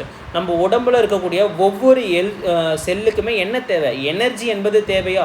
ஸோ அப்போ அந்த எனர்ஜி வந்து எப்படி கிடைக்கும்? என்ன ஒவ்வொரு செல்லுக்கும் எனர்ஜி என்பது எப்படி கிடைக்கும் அப்படின்னு பார்த்தீங்கன்னா நம்ம சாப்பாடு சாப்பிடும்போது டைஜஷன் நடந்து அதோடைய ஸ்மாலஸ்ட் யூனிட் குளுக்கோஸு, அடுத்தது நம்ம பிளட்டில் இருக்கக்கூடிய ஆக்சிஜன், இது ரெண்டும் சேர்ந்து தான் எனர்ஜியாக கன்வெர்ட் ஆகும். கூடவே கார்பன் டை ஆக்சைடை வந்து வெளியிடும். ஸோ இந்த ப்ராசஸுக்கு பேர் தான் ரெஸ்பிரேஷன் அப்படின்னு நம்ம சொல்லுவோம். இதெல்லாம் நம்ம பின்னாடி வந்து நம்ம தெளிவாக படிக்கலாம். ஓகேவா? இப்போது இந்த ஆக்சிஜன் இருக்குது பார்த்தீங்களா, அதாவது நம்ம சாப்பிட்ற சாப்பாட்டில் இருந்து குளுக்கோஸ் எனர்ஜியாக கன்வெர்ட் ஆகணும் அப்படின்னு பார்த்தீங்கன்னா நம்ம பிளட்டில் இருந்து ஆக்சிஜன் வந்து அது கூட சேரணும். அப்போது நம்ம பிளட்டில் இருக்கக்கூடிய ஆக்சிஜன் வந்து நம்ம உடம்புல இருக்கக்கூடிய எல்லா செல்லுக்கும் எடுத்து போகக்கூடிய வேலையை வந்து இந்த ஹீமோக்ளோபின் தான் என்ன பண்ணும் அப்படின்னு பார்த்தீங்கன்னா ஆக்சிஜனை தன்னோட சுமந்துக்கிட்டு பிளட்டில் எல்லா பகுதிக்கும் போகும். ஒவ்வொரு நம்ம உடம்புல இருக்கக்கூடிய எல்லா செல்லுக்குமே இந்த ஹீமோக்ளோபின் தான் அந்த ஆக்சிஜனை வந்து எடுத்துகிட்டு போகும். அப்படின்றதுனால தான் இதை நம்ம என்ன சொல்கிறோம்? ஆக்சிஜன் படகு அப்படின்னு நம்ம சொல்கிறோம். அதே போல் ஹீமோக்ளோபின் இன் ஆர்பிசியில் இருக்கக்கூடிய ஹீமோக்ளோபின் தான் நம்மளோட ஆர்பிசி ரெட் கலராக இருக்கிறதுக்கு காரணம். ஓகேவா? இப்போது நம்ம 3 டைப் ஆஃப் பிளட் செல் வந்து பார்த்தோம். ஆர்பிசி, டபிள்யூபிசி, பிளேட்லெட்னு பார்த்தோமா? ஏன் வந்து நம்மளோட ரத்தம் வந்து சிகப்பாக இருக்குது அப்படின்னு பார்த்தீங்கன்னா நம்ம உடம்புல இருக்கிற பிளட் செல்லிலே அதிகமாக இருக்கக்கூடிய பிளட் செல் வந்து ஆர்பிசி தான். ஆர்பிசி வந்து ரெட்டாக இருக்கிறதுக்கு காரணம் என்னென்னு பார்த்தீங்கன்னா அதில் இருக்கக்கூடிய ஹீமோக்ளோபின் தாங்க காரணம். ஸோ இந்த ஹீமோக்ளோபின் என்ற புரதம் வந்து ரொம்ப ரொம்ப இம்பார்ட்டண்ட்டான புரதம், அதனால் அதை பார்த்து வச்சுக்கோங்க. ஓகேவா? ஓகே. ஸோ இப்போ புரதத்தை நம்ம கம்ப்ளீட்டாக முடிச்சாச்சு. இப்போ அடுத்தது நம்ம வைட்டமின்க்கு வந்து வந்தாச்சு. மேக்ரோ நியூட்ரியன்ட் நம்ம எல்லாமே பார்த்தாச்சு. கார்போஹைட்ரேட் பார்த்தாச்சு, ஃபேட் வந்து பார்த்தாச்சு. இது ரெண்டுமே போன கிளாஸில் படித்தோம். இந்த கிளாஸில் ப்ரோட்டீனை வந்து கம்ப்ளீட்டாக படித்தாச்சு. இப்போ அடுத்தது வைட்டமின்ஸை பற்றி படிக்கலாம். ஸோ வைட்டமின் என்பது ஒரு மேக்ரோ நியூட்ரியண்ட்டாக மைக்ரோ நியூட்ரியண்ட்டான்னு கேட்டிங்கன்னா எசென்ஷியலான மைக்ரோ நியூட்ரியன்ட். ஓகேவா? நம்ம உடம்புக்கு தேவையான மிக முக்கியமான மைக்ரோ நியூட்ரியன்ட் எது அப்படின்னு பார்த்தீங்கன்னா இந்த வைட்டமின்ங்க. இதை ஏன் மைக்ரோ நியூட்ரியன்ட் அப்படின்னு சொல்கிறேன்னு பார்த்தீங்கன்னா வெறும் மில்லிகிராம் அளவுக்கு தான் நம்மளோட உடம்புக்கு தேவைப்படும். அதனால தான் இதை வந்து நம்ம மைக்ரோ நியூட்ரியன்ட் அப்படின்னு நம்ம சொல்லுவோம். என்ன தான் மில்லிகிராம் அளவுக்கு நம்ம உடம்புக்கு தேவைப்பட்டாலும் இந்த வைட்டமினுடைய பங்கு என்பது நம்ம உடலில் மிக மிக முக்கியமான பங்கு வந்து வகிக்கிறதுங்க. ஓகேவா? ஸோ இந்த வைட்டமின் வந்து என்ன மாதிரியான ஃபுட் அப்படின்னு பார்த்தீங்கன்னா அதாவது எனர்ஜி ஈல்டிங் ஃபுட்டா, இல்லை வந்து பாடி பில்டிங் ஃபுட்டா, இல்லைனா ப்ரொடெக்டிவ் ஃபுட்டா அப்படின்னு கேட்டிங்கன்னா இந்த வைட்டமின் என்பது ப்ரொடெக்டிவ் ஃபுட்டு. அதாவது இந்த வைட்டமின் வந்து எந்த ஒரு எனர்ஜியும் நம்மளோட உடம்புக்கு கொடுக்காது. நீங்கள் வைட்டமின்ஸ் எடுத்துக்கிறது மூலமாக உங்கள் உடம்புக்கு எனர்ஜி கிடைக்குமா அப்படின்னு பார்த்தீங்கன்னா எனர்ஜி கிடைக்கவே கிடைக்காது. அதே போல் இந்த வைட்டமின்ஸ் நீங்கள் அதிகமாக எடுக்கிறது மூலமாக உங்களோட பாடி டெவலப் ஆகுமான்னு கேட்டிங்கன்னா பாடி வந்து மசில்ஸ்லாம் பெருசாகுமா, க்ரோத் ஆகுமான்னு கேட்டிங்கன்னா ஆகவே ஆகாது. ஆனால் வைட்டமின்ஸ் வந்து நம்மளுடைய மெட்டபாலிக் ப்ராசஸ் இருக்குது பார்த்திங்கன்னா, மெட்டபாலிக் அல்லது பயோகெமிக்கல் ப்ராசஸ், நம்ம உடம்புல நடக்கக்கூடிய உடற்வேதியியல் செயலில் மிக முக்கியமான பங்கு வகிக்கக்கூடியது எதுன்னு பார்த்தீங்கன்னா இந்த வைட்டமின்ஸ் தாங்க. ப்ரொடெக்டிவ் ஃபுட் அப்படின்னு சொல்லுவாங்க. நமக்கு இப்போ ஏதாச்சும் ஒரு நோய் வந்து வருது அப்படின்னா அந்த நோயிலிருந்து நம்மளை பாதுகாக்கிறது யாருன்னு பார்த்தீங்கன்னா இந்த வைட்டமின்ஸ் தான். ஓகே, நீங்கள் வைட்டமின்ஸோட குறைபாடுனால உங்களுக்கு நோய் ஏற்படுமான்னு கேட்டிங்கன்னா கண்டிப்பாக நோய் வந்து ஏற்படும். ஓகேவா? இந்த வைட்டமின்ஸ் நீங்கள் அதிகமாக எல்லா வைட்டமின்ஸும் நம்ம உடம்புக்கு எசென்ஷியலாக தேவைப்படும். நீங்கள் எல்லாமே எடுத்துக்கிட்டிங்க அப்படின்னா உங்களோட பாடி வந்து ரொம்ப ரொம்ப ஹெல்த்தியாக இருக்கும். வைட்டமின்ஸ் நீங்கள் குறைவாக எடுத்துக்கிட்டிங்க அப்படின்னா உங்கள் உடம்புல நிறைய நோய் என்பது ஏற்படும். அதனால தான் இதை வந்து நம்ம என்ன சொல்கிறோம், ப்ரொடெக்டிவ் ஃபுட்டுன்னு சொல்கிறோம். நல்லா ஞாபகம் வச்சுக்கோம், வைட்டமின்ஸ்னால நமக்கு எந்த ஒரு எனர்ஜியும் கிடைக்கவே கிடைக்காது. ஆனால் மெட்டபாலிக் ப்ராசஸ்லையும் பயோகெமிக்கல் ப்ராசஸ்லையும் மிக முக்கியமான பங்கு வகிக்கிறது. வளர்ச்சிதை மாற்றம் மற்றும் உடற் வேதியியல் செயலில் வந்து மிக முக்கியமான பங்கு வகிக்கிறது. ஓகேவா? அடுத்தது இந்த வைட்டமின் அப்படின்ற பேரை கொடுத்தது யார் அப்படின்னு பார்த்தீங்கன்னா 1912 கேசிமிர் ஃபங்க் என்பவர் தான் அந்த வைட்டமின்ஸை வந்து வைட்டமின் அப்படின்ற பேரை வந்து காயின் பண்ணுறாரு. ஓகேவா? அதே போல் மினரல்ஸ் மாதிரி தாது மாதிரி வைட்டமின்ஸும் எக்ஸப்ட் டி அண்ட் கே, அதாவது டி வைட்டமினும் கே வைட்டமின், இந்த 2 வைட்டமினை தவிர்த்து மற்ற எல்லா வைட்டமினுமே என்னென்ன வைட்டமின் இருக்குது? ஸோ ஏ இருக்குது, பி காம்ப்ளெக்ஸ் இருக்குது, சி இருக்குது, டி இருக்குது, இ இருக்குது, கே இருக்குது. மொத்தமாக 6 டைப் ஆஃப் வைட்டமின் இருக்குது. இதில் வந்து பி காம்ப்ளெக்ஸ் அப்படின்னா B1, B2, B3, B5, B6, B7, B9, B12 இந்த மாதிரி பி காம்ப்ளெக்ஸ். பியில் நிறைய வைட்டமின்ஸ் இருக்குது. அதுக்கப்புறம் டியில் நீங்கள் எடுத்துக்கிட்டிங்கன்னா D2, D3ன்னு சொல்லிட்டு 2 காம்ப்ளெக்ஸ் இருக்குது. ஆனால் மேஜராக பார்த்தீங்கன்னா இந்த 6 வகையான வைட்டமின் வந்து இருக்குது. அந்த 6 வகையான வைட்டமினில் இந்த டியை எடுத்துடுங்க, இந்த கேவை எடுத்துடுங்க. மற்ற எல்லா வைட்டமின்ஸும் மினரல்ஸை போலவே நம்ம உடம்புல உற்பத்தி ஆகாது. நம்ம அதை என்ன பண்ணணும், ஃபுட்டு மூலமாக தான் நீங்கள் எடுத்துக்கிற மாதிரி இருக்கும். அதை தான் இங்கே சொல்கிறாங்க. தாதுக்களை போலவே வைட்டமின் டி மற்றும் கேவை தவிர மற்ற அனைத்து வைட்டமின்களும் நம்ம உடலால் உற்பத்தி செய்ய இயலாது. நம்ம பாடியே ப்ரொடியூஸ் பண்ணுமான்னு கேட்டிங்கன்னா ப்ரொடியூஸ் பண்ணவே பண்ணாது. ஆனால் வைட்டமின் டி வந்து நம்ம பாடி வந்து ப்ரொடியூஸ் பண்ணும். எப்படி, நீங்கள் சன்லைட்டில் போகிறதுனால நிறைய பேருக்கு சொல்லி கேள்விப்பட்டிருப்பீங்க, மாலை வெயில் வந்து நம்ம உடம்புக்கு நல்லது. மாலை வெயிலில் வந்து நீங்கள் வெயிலில் நின்னீங்க அப்படின்னா நமக்கு அதில் வந்து நமக்கு என்ன உற்பத்தி ஆகும், வைட்டமின் டி என்பது உற்பத்தி ஆகுன்றதை நம்ம சின்ன வயசுலேருந்து நம்ம படிச்சிருக்கோம். அந்த வைட்டமின் டி மற்றும் கேவை தவிர்த்து மற்ற எந்த வைட்டமினும் நம்ம உடலால் உற்பத்தி செய்ய முடியாது. அதை நம்ம உணவில் இருந்து தான் கண்டிப்பாக நீங்கள் எடுத்துக்கிட்டாகணும் அப்படின்னு சொல்கிறாங்க. அதே போல் இந்த வைட்டமினை வந்து 2 டைப்பாக பிரிக்கிறேன். ஆன் டயர் சாலிபிலிட்டி, அதோட கரையும் தன்மை அடிப்படையில் வைட்டமின் 2ஆக பிரிக்கப்படுகிறது. ஒன்று வந்து வாட்டர் சாலிபிள் வைட்டமின், நீரில் கரையக்கூடிய வைட்டமின்கள். இன்னொன்று வந்து கொழுப்பில் கரையக்கூடிய வைட்டமின்கள். இந்த நீரில் கரையக்கூடிய வைட்டமின்கள் எது அப்படின்னு பார்த்தா இந்த பியும் சியும் நீரில் கரையக்கூடிய வைட்டமின்கள். அடுத்தது இந்த ஏடிஇகே, இந்த ஏடிஇகே இந்த 4 வைட்டமினும் கொழுப்பில் கரையக்கூடிய வைட்டமின். இதுக்கு ஷார்ட்கட் என்னன்னு பார்த்தீங்கன்னா கேடா சத்தியாகிரகம் கேள்விப்பட்டீங்களா? காந்தி பங்கு பெற்ற மிக முக்கியமான சத்தியாகிரகம் பார்த்தீங்கன்னா இந்த கேடா சத்தியாகிரகம். ஓகேவா? அந்த கேடா அப்படின்ற வார்த்தை வந்து ஞாபகம் வச்சுக்கோங்க. இது கேடு அப்படின்னா நம்ம உடம்புக்கு கேடு விளைவிக்கக்கூடியது அப்படின்ற மாதிரி கூட நீங்கள் ஞாபகம் வச்சுக்கோங்களேன். Vitamin K, vitamin E, vitamin D, vitamin A. ஓகேவா? இது எல்லாமே வந்து கொழுப்பில் கரையக்கூடிய வைட்டமின். கொழுப்பு வந்து நம்ம உடம்புக்கு கெட்டது தானே, அதனால தான் இதை வந்து கேடா அப்படின்றத ஞாபகம் வச்சுக்கோங்க. முக்கியமாக இந்த 2 வைட்டமினும், அதாவது நீங்கள் வாட்டர் சாலிபிள் வைட்டமினாக இருக்கட்டும் இல்லை ஃபேட் சாலிபிள் வைட்டமினாக இருக்கட்டும், ரெண்டுமே நம்ம உடம்புக்கு அத்தியாவசியமான வைட்டமின் தான். ஆனால் இது 2த்தில் நீங்கள் எதை அதிகமாக நீங்கள் கன்சியூம் பண்ணணும் அப்படின்னு பார்த்தீங்கன்னா பிஎன்சியை தான் அதிகமாக கன்சியூம் பண்ணணும். ஏன் அப்படின்னு பார்த்தீங்கன்னா இது 2மே வந்து வாட்டரில் கரையக்கூடிய வைட்டமின்ஸ். நீங்கள் அதிகமாக வைட்டமின் பி அண்ட் சி நீங்கள் எடுத்துக்கிட்டீங்க அப்படின்னா நம்ம உடம்புக்கு தேவையானது போக எக்ஸஸாக இருக்கக்கூடிய வைட்டமின்ஸ் வந்து என்னாகும் பார்த்தீங்கன்னா நீரில் கரைஞ்சி, வாட்டரில் வந்து கரைஞ்சி யூரினேஷன் வழியாக வெளியே போயிடும். அதுவே நீங்கள் ஏடிஇகே இந்த வைட்டமின் நீங்கள் அதிகமாக கன்சியூம் பண்ணுறீங்க அப்படின்னா நம்ம பாடிக்கு எசென்ஷியல் அத்தியாவசியமாக தேவைக்கூடிய வைட்டமின்ஸ் போக மீதி இருக்கக்கூடிய எக்ஸஸாக இருக்கக்கூடிய அந்த ஏடிஇகே வைட்டமின் வந்து என்னாகும்னு பார்த்தீங்கன்னா நம்ம ஸ்கின்னுக்கு கீழே ஒரு டிஷ்யூ இருக்குன்னு நான் சொன்னேன். இதுக்கு பேர் வந்து அடிப்போஸ் டிஷ்யூ நம்ம படித்தோம். நம்ம ஸ்கின்னுக்கு கீழே ஒரு லேயர் இருக்கும். அந்த லேயரோட பேர் என்ன பண்ணால் அடிப்போஸ் டிஷ்யூ. ஸோ இந்த எக்ஸஸாக இருக்கக்கூடிய இந்த வைட்டமின் வந்து என்னாகும் பார்த்தீங்கன்னா ஃபேட்டாக போய் எங்கே ஸ்டோர் ஆகும் அப்படின்னு பார்த்தீங்கன்னா இந்த அடிப்போஸ் டிஷ்யூவில் வந்து ஸ்டோர் ஆகும். அதனால தான் வைட்டமின் பி அண்ட் சியை கம்பேர் பண்ணும்போது வைட்டமின் ஏடிஇகே வந்து நம்ம குறைவாக தான் நம்ம எடுத்துக்கணும். ஏன்னா இது வந்து ஃபேட்டில் அவ்வளோ சீக்கிரமாக கரையவே கரையாது. But vitamin B and C பார்த்தீங்கன்னா எக்ஸஸாக இருக்கக்கூடிய வைட்டமின்ஸ் வந்து வாட்டரில் கரைஞ்சி யூரினேஷன் வழியாக வெளியே போயிடும். ஆனால் ஏடிஇகே நீங்கள் எக்ஸஸாக நீங்கள் எடுத்துக்கிட்டிங்க அப்படின்னா நம்ம பாடிக்கு போக மீதி இருக்கிறது வந்து ஃபேட்டாக கன்வெர்ட் ஆகி நம்ம ஸ்கின்னுக்கு அடியில் இருக்கக்கூடிய அடிப்போஸ் டிஷ்யூவில் லிவர்லையும் அடிப்போஸ் டிஷ்யூலையும் வந்து ஸ்டோர் ஆகிடும் அப்படின்னு சொல்கிறாங்க. ஓகேவா?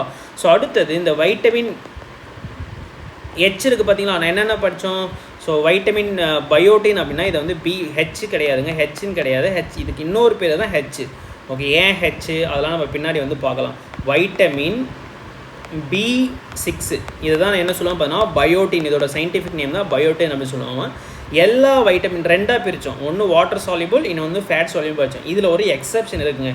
இந்த வைட்டமின் B6 மட்டும் என்னென்னு பார்த்தீங்கன்னா இது நெய்தர் வாட்டர் சாலிபிள் நார் ஃபேட் சாலிபிள் அப்படின்னு சொல்லலாம். அதாவது தண்ணிலையும் கரையாது, கொழுப்புலையும் கரையாது. இது ரெண்டுத்தையுமே வந்து ரெண்டும் கெட்டா அப்படின்னு சொல்கிறான். ஓகேவா?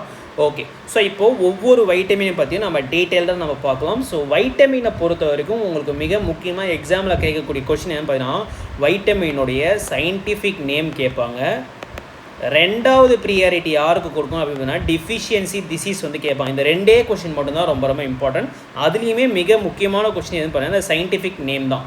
ஓகே, டெஃபிஷியன்சி டிசீஸ் வந்து கேட்போம். வைட்டமின் ஏ குறைபாடுனால உங்களுக்கு என்ன நோய் ஏற்படும், வைட்டமின் சி குறைபாடுனால உங்களுக்கு என்ன நோய் வந்து ஏற்படும், நைட் பிளைண்ட்னஸ் வந்து எந்த வைட்டமின் குறைபாடுனாலும் ஏற்படுத்தக்கூடிய நோய், அனீமியா ரத்த சோகை எனப்படுகின்ற நோய் குறைபாடு வந்து எந்த வைட்டமினோட குறைபாடுனாலும் ஏற்படும். இந்த மாதிரி நோயை வச்சு கொஸ்டின் கேட்பாங்க. அடுத்தது அதோடைய சயின்டிஃபிக் நேம் என்பது கேட்பாங்க. வைட்டமின் ஏ உடைய சயின்டிஃபிக் நேம் என்ன அப்படின்னு கேட்பாங்க. இந்த ரெண்டு விஷயம் தான் நீங்கள் தெளிவாக இதில் படிக்கிறோம். மற்ற எல்லாமே வந்து ஜென்ரல் நாலேஜுக்கு தெரிஞ்சுக்கிற விஷயம் தான். ஓகேவா? ஸோ ஆல்ரெடி நான் என்ன சொன்னேன், என்னென்ன வைட்டமின்ஸ் இருக்குது, வைட்டமின் ஏ வந்து இருக்குது, அடுத்தது வைட்டமின் பி காம்ப்ளெக்ஸ்னு ஒன்று இருக்குது, அடுத்தது என்ன இருக்குது, வைட்டமின் சி இருக்குது, டி இருக்குது, கே இருக்குது. ஓகேவா? மொத்தமாக 6 டைப் ஆஃப் வைட்டமின் இருக்குது. இதில் இந்த பி காம்ப்ளெக்ஸ்க்கு மட்டும் நான் தனியாக ஒரு ஷார்ட்கட் சொல்லித்தரேன். மீதி இருக்கக்கூடிய வைட்டமின் ஏவாக இருக்கட்டும், வைட்டமின் சியாக இருக்கட்டும், வைட்டமின் டியாக இருக்கட்டும், வைட்டமின் இயாக இருக்கட்டும், வைட்டமின் கேவாக இருக்கட்டும், இதுக்கு வந்து ஒரு ஷார்ட்கட் இருக்குது. என்ன ஷார்ட்கட் அப்படின்னா ரேஸ் டு நேபாள். இந்த ஷார்ட்கட் நம்ம ஷார்ட்ஸ்லையும் சொல்லியிருப்போம், ஓல்டு வீடியோலையும் நம்ம சொல்லியிருப்போம். ஸோ ரேஸ் டு நேபாள் அப்படின்றத ஞாபகம் வச்சுக்கோங்க. வைட்டமின் ஏவோடைய சயின்டிஃபிக் நேம் என்ன அப்படின்னு பார்த்தீங்கன்னா ரெட்டினால் அப்படின்னு சொல்லுவாங்க. அதே போல் வைட்டமின் சியோடைய பியை மட்டும் விட்டுருங்க, வைட்டமின் சியோடைய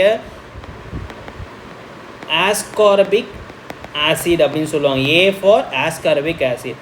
அடுத்தது வைட்டமின் டியோடைய சயின்டிஃபிக் நேம் என்னன்னு பார்த்தீங்கன்னா கால்சிஃபெரால் அப்படின்னு சொல்லுவாங்க.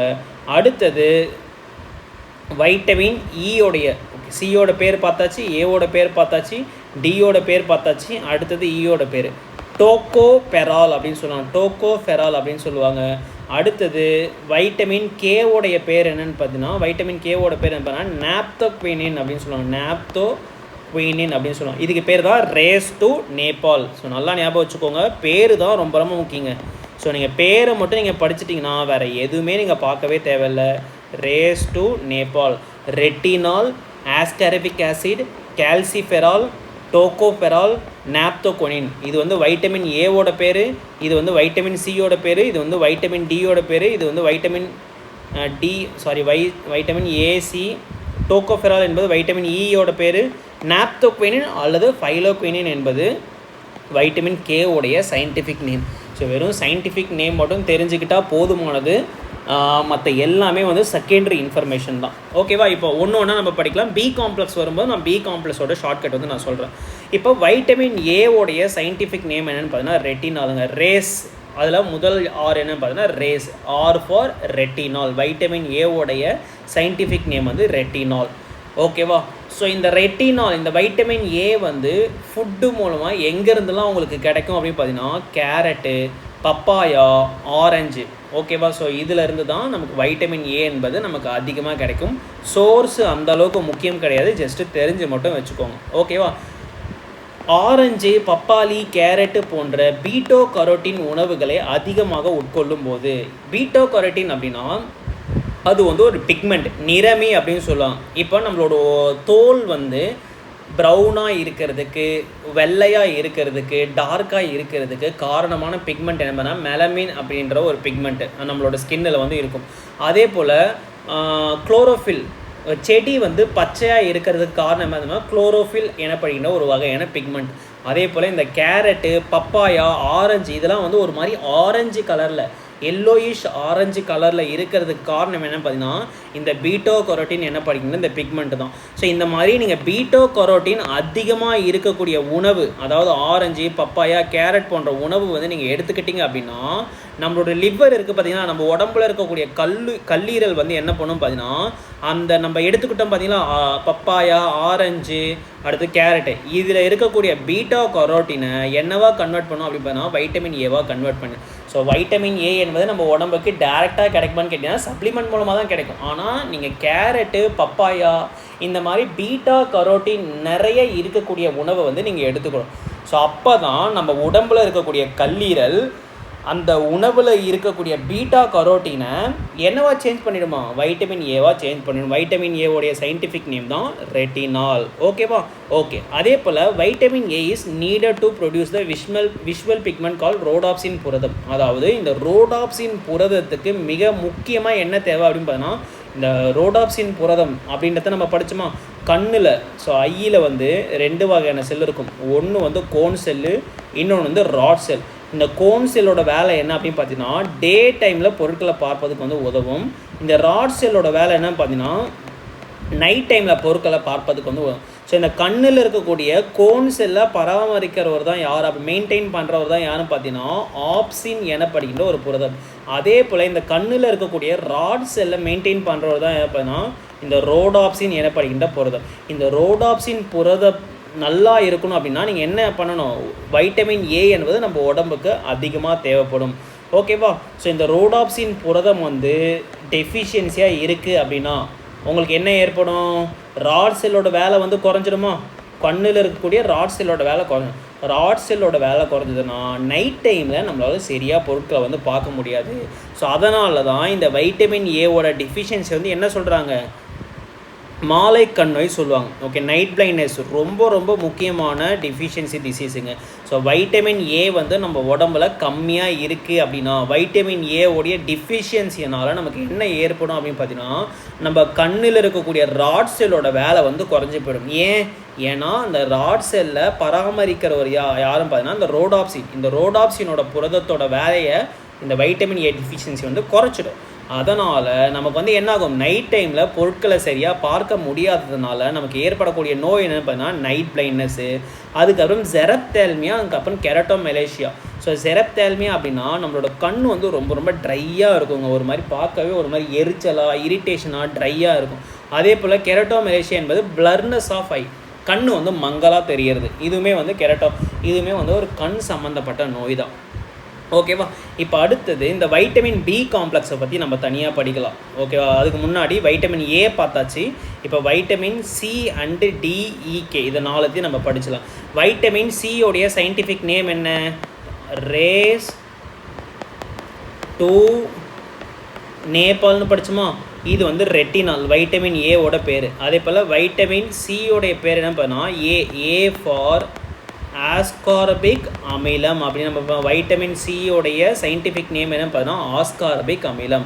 இது எங்கெல்லாம் உங்களுக்கு இருக்குன்னு பார்த்தீங்கன்னா லெமனு, ஆரஞ்சு போன்ற சிட்ரஸ் ஃப்ரூட்டில் உங்களுக்கு என்ன அதிகமாக காணப்படுகிறது பார்த்தீங்கன்னா வைட்டமின் சி என்பது காணப்படுகிறது.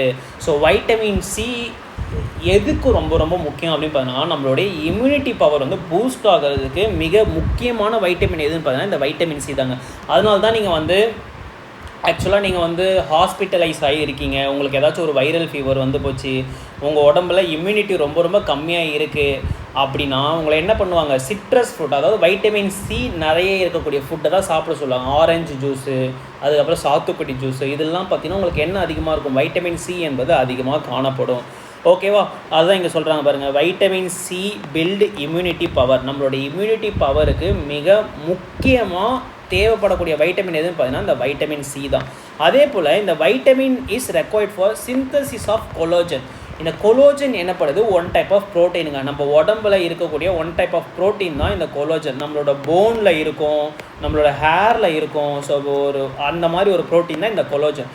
இந்த கொலோஜனோட உற்பத்திக்கு அதிகமாக தேவைப்படக்கூடிய வைட்டமின் எதுன்னு பார்த்தீங்கன்னா இந்த வைட்டமின் சி தான். ஓகேவா.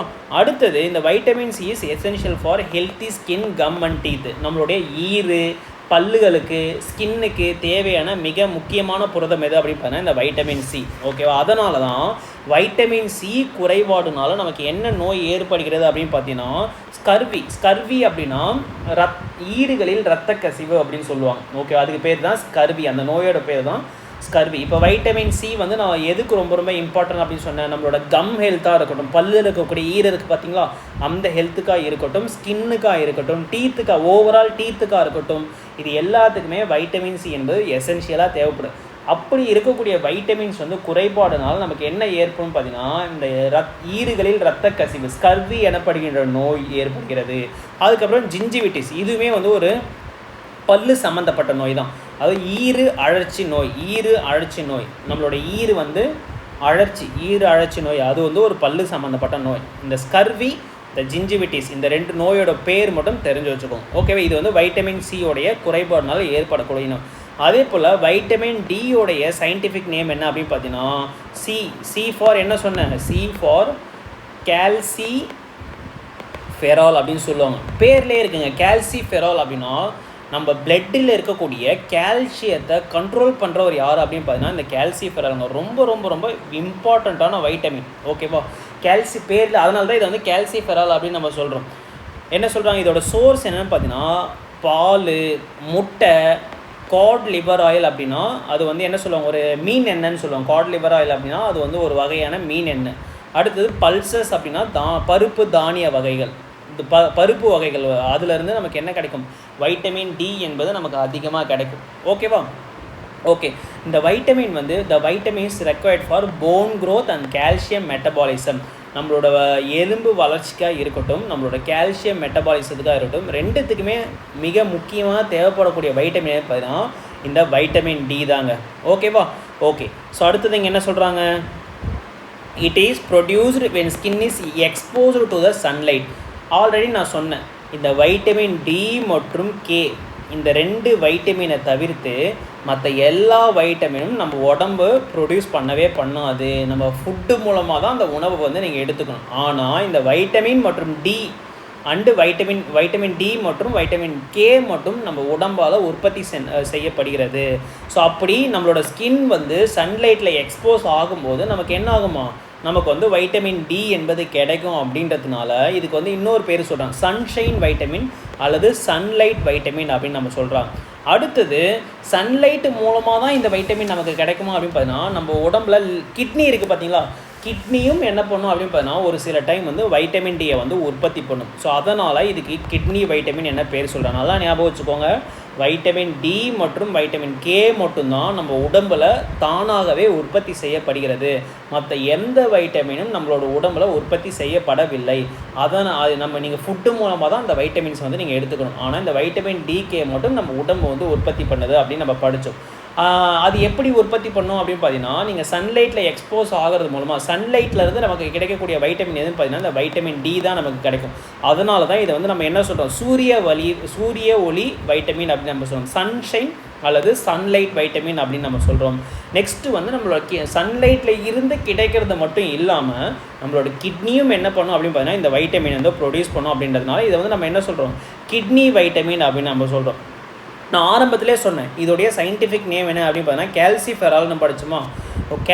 ஏன் வந்து இதை கால்சிஃபெரால் அப்படின்னு சொல்கிறோம் பார்த்தீங்கன்னா, நம்ம பிளட்டில் இருக்கக்கூடிய கால்சியமை கண்ட்ரோல் பண்ணுற வேலையை தான் யார் பண்ணுறோம், இந்த வைட்டமின் வந்து பண்ணுது. அது எப்படி பண்ணும் அப்படின்னு பார்த்தீங்கன்னா, இந்த வைட்டமின் வந்து ஒரு ஹார்மோன் மாதிரி ஆக்ட் ஆகி, ஸோ இந்த வைட்டமின் வந்து ஒரு ஹார்மோன் மாதிரி செயல்படுவாங்க. இந்த ஹார்மோனோட வேலை என்ன அப்படின்னு பார்த்தீங்கன்னா, நம்ம பிளட்டில் இருக்கக்கூடிய கால்சியம் கான்சன்ட்ரேஷனை கட்டுப்படுத்துறது தான் இந்த ஹார்மோனோட வேலை. ஸோ எப்படி சொல்கிறான்னு பார்த்தீங்கன்னா, நம்ம பிளட்டில் இருக்கக்கூடிய கால்சியமை இந்த வைட்டமின் டி வந்து ஒரு ஹார்மோன் மாதிரி இருந்து கண்ட்ரோல் பண்ணுறதுனால இதை வந்து என்ன சொல்லலாம் அப்படின்னு பார்த்தீங்கன்னா ஹார்மோன் வைட்டமின்னு கூட சொல்லுவாங்க. ஓகேவா, ஹார்மோன் வைட்டமின் அப்படின்னா உங்கள்கிட்ட என்ன சொல்லுவீங்க, வைட்டமின் டி என்பதை ஹார்மோன் வைட்டமின் அப்படின்னு சொல்லுவோம். ஏன் அப்படி பார்த்தீங்கன்னா அது வந்து ஒரு ஹார்மோனாக செயல்பட்டு நம்ம பிளட்டில் இருக்கக்கூடிய கால்சியம் கான்சன்ட்ரேஷனை வந்து கட்டுப்படுத்தும். ஓகேவா, ஸோ இதை கிட்னி வைட்டமின்னு சொல்லலாம், சன்ஷைன் அல்லது சன்லைட் வைட்டமின் சொல்லலாம். அதே போல் இதை வந்து என்ன சொல்லலாம், ஹார்மோன் வைட்டமின் அப்படின்னு சொல்லலாம். ஓகேவா, அடுத்தது இந்த வைட்டமின் டினால் ஓகேவா, வைட்டமின் டி கால்சியம் தான் மிகப்பெரிய பங்கு வகிக்குதா. இந்த கால்சியம் என்பது உங்களுக்கு அதிகமாக எங்கே இருக்கும் பார்த்தீங்கன்னா நம்மளோட பிளட்டில், நம்மளோட டீத்துலலாம் வந்து கால்சியம் அதிகமாக இருக்கும். ஸோ அப்போது இந்த வைட்டமின் டி குறைபாடுனால நமக்கு போன் சம்மந்தப்பட்ட நோய் வந்து ஏற்படுகிறது. அதுக்கப்புறம் பல் சம்மந்தப்பட்ட நோய் வந்து ரொம்ப ரொம்ப மைனராக தான் நமக்கு ஏற்படும். பட் போன் சம்மந்தப்பட்ட நோய் என்பது நமக்கு அதிகமாக ஏற்படுகிறது. அதில் முக்கியமாக 2 நோய் பேர் சொல்கிறாங்க. குழந்தைகளுக்கு வந்து ரிக்கெட்ஸ், அதுக்கப்புறம் பெரியவங்களுக்கு வந்து ஆஸ்டிமலேஷியா எனப்படுகின்ற நோய் வந்து ஏற்படுகிறது. வைட்டமின் டியோட குறைபாடுனால குழந்தைகளுக்கு வந்து ரிக்கட்ஸும் பெரியவங்களுக்கு வந்து ஆஸ்டிமலேஷியாவும் ஏற்படுகிறது. இது வரைக்கும் என்னென்ன படிச்சிருக்கோம், வைட்டமின் ஏ படிச்சிருக்கோம், வைட்டமின் சி படிச்சிருக்கோம், வைட்டமின் டி வந்து படிச்சிருக்கோம். வைட்டமின் ஏ உடைய சயின்டிஃபிக் நேம் வந்து ரெட்டினால், வைட்டமின் சி உடைய சயின்டிஃபிக் நேம் வந்து ஆஸ்கார்பிக் அமிலம், வைட்டமின் டி உடைய சயின்டிஃபிக் நேம் வந்து கால்சிஃபெரால்.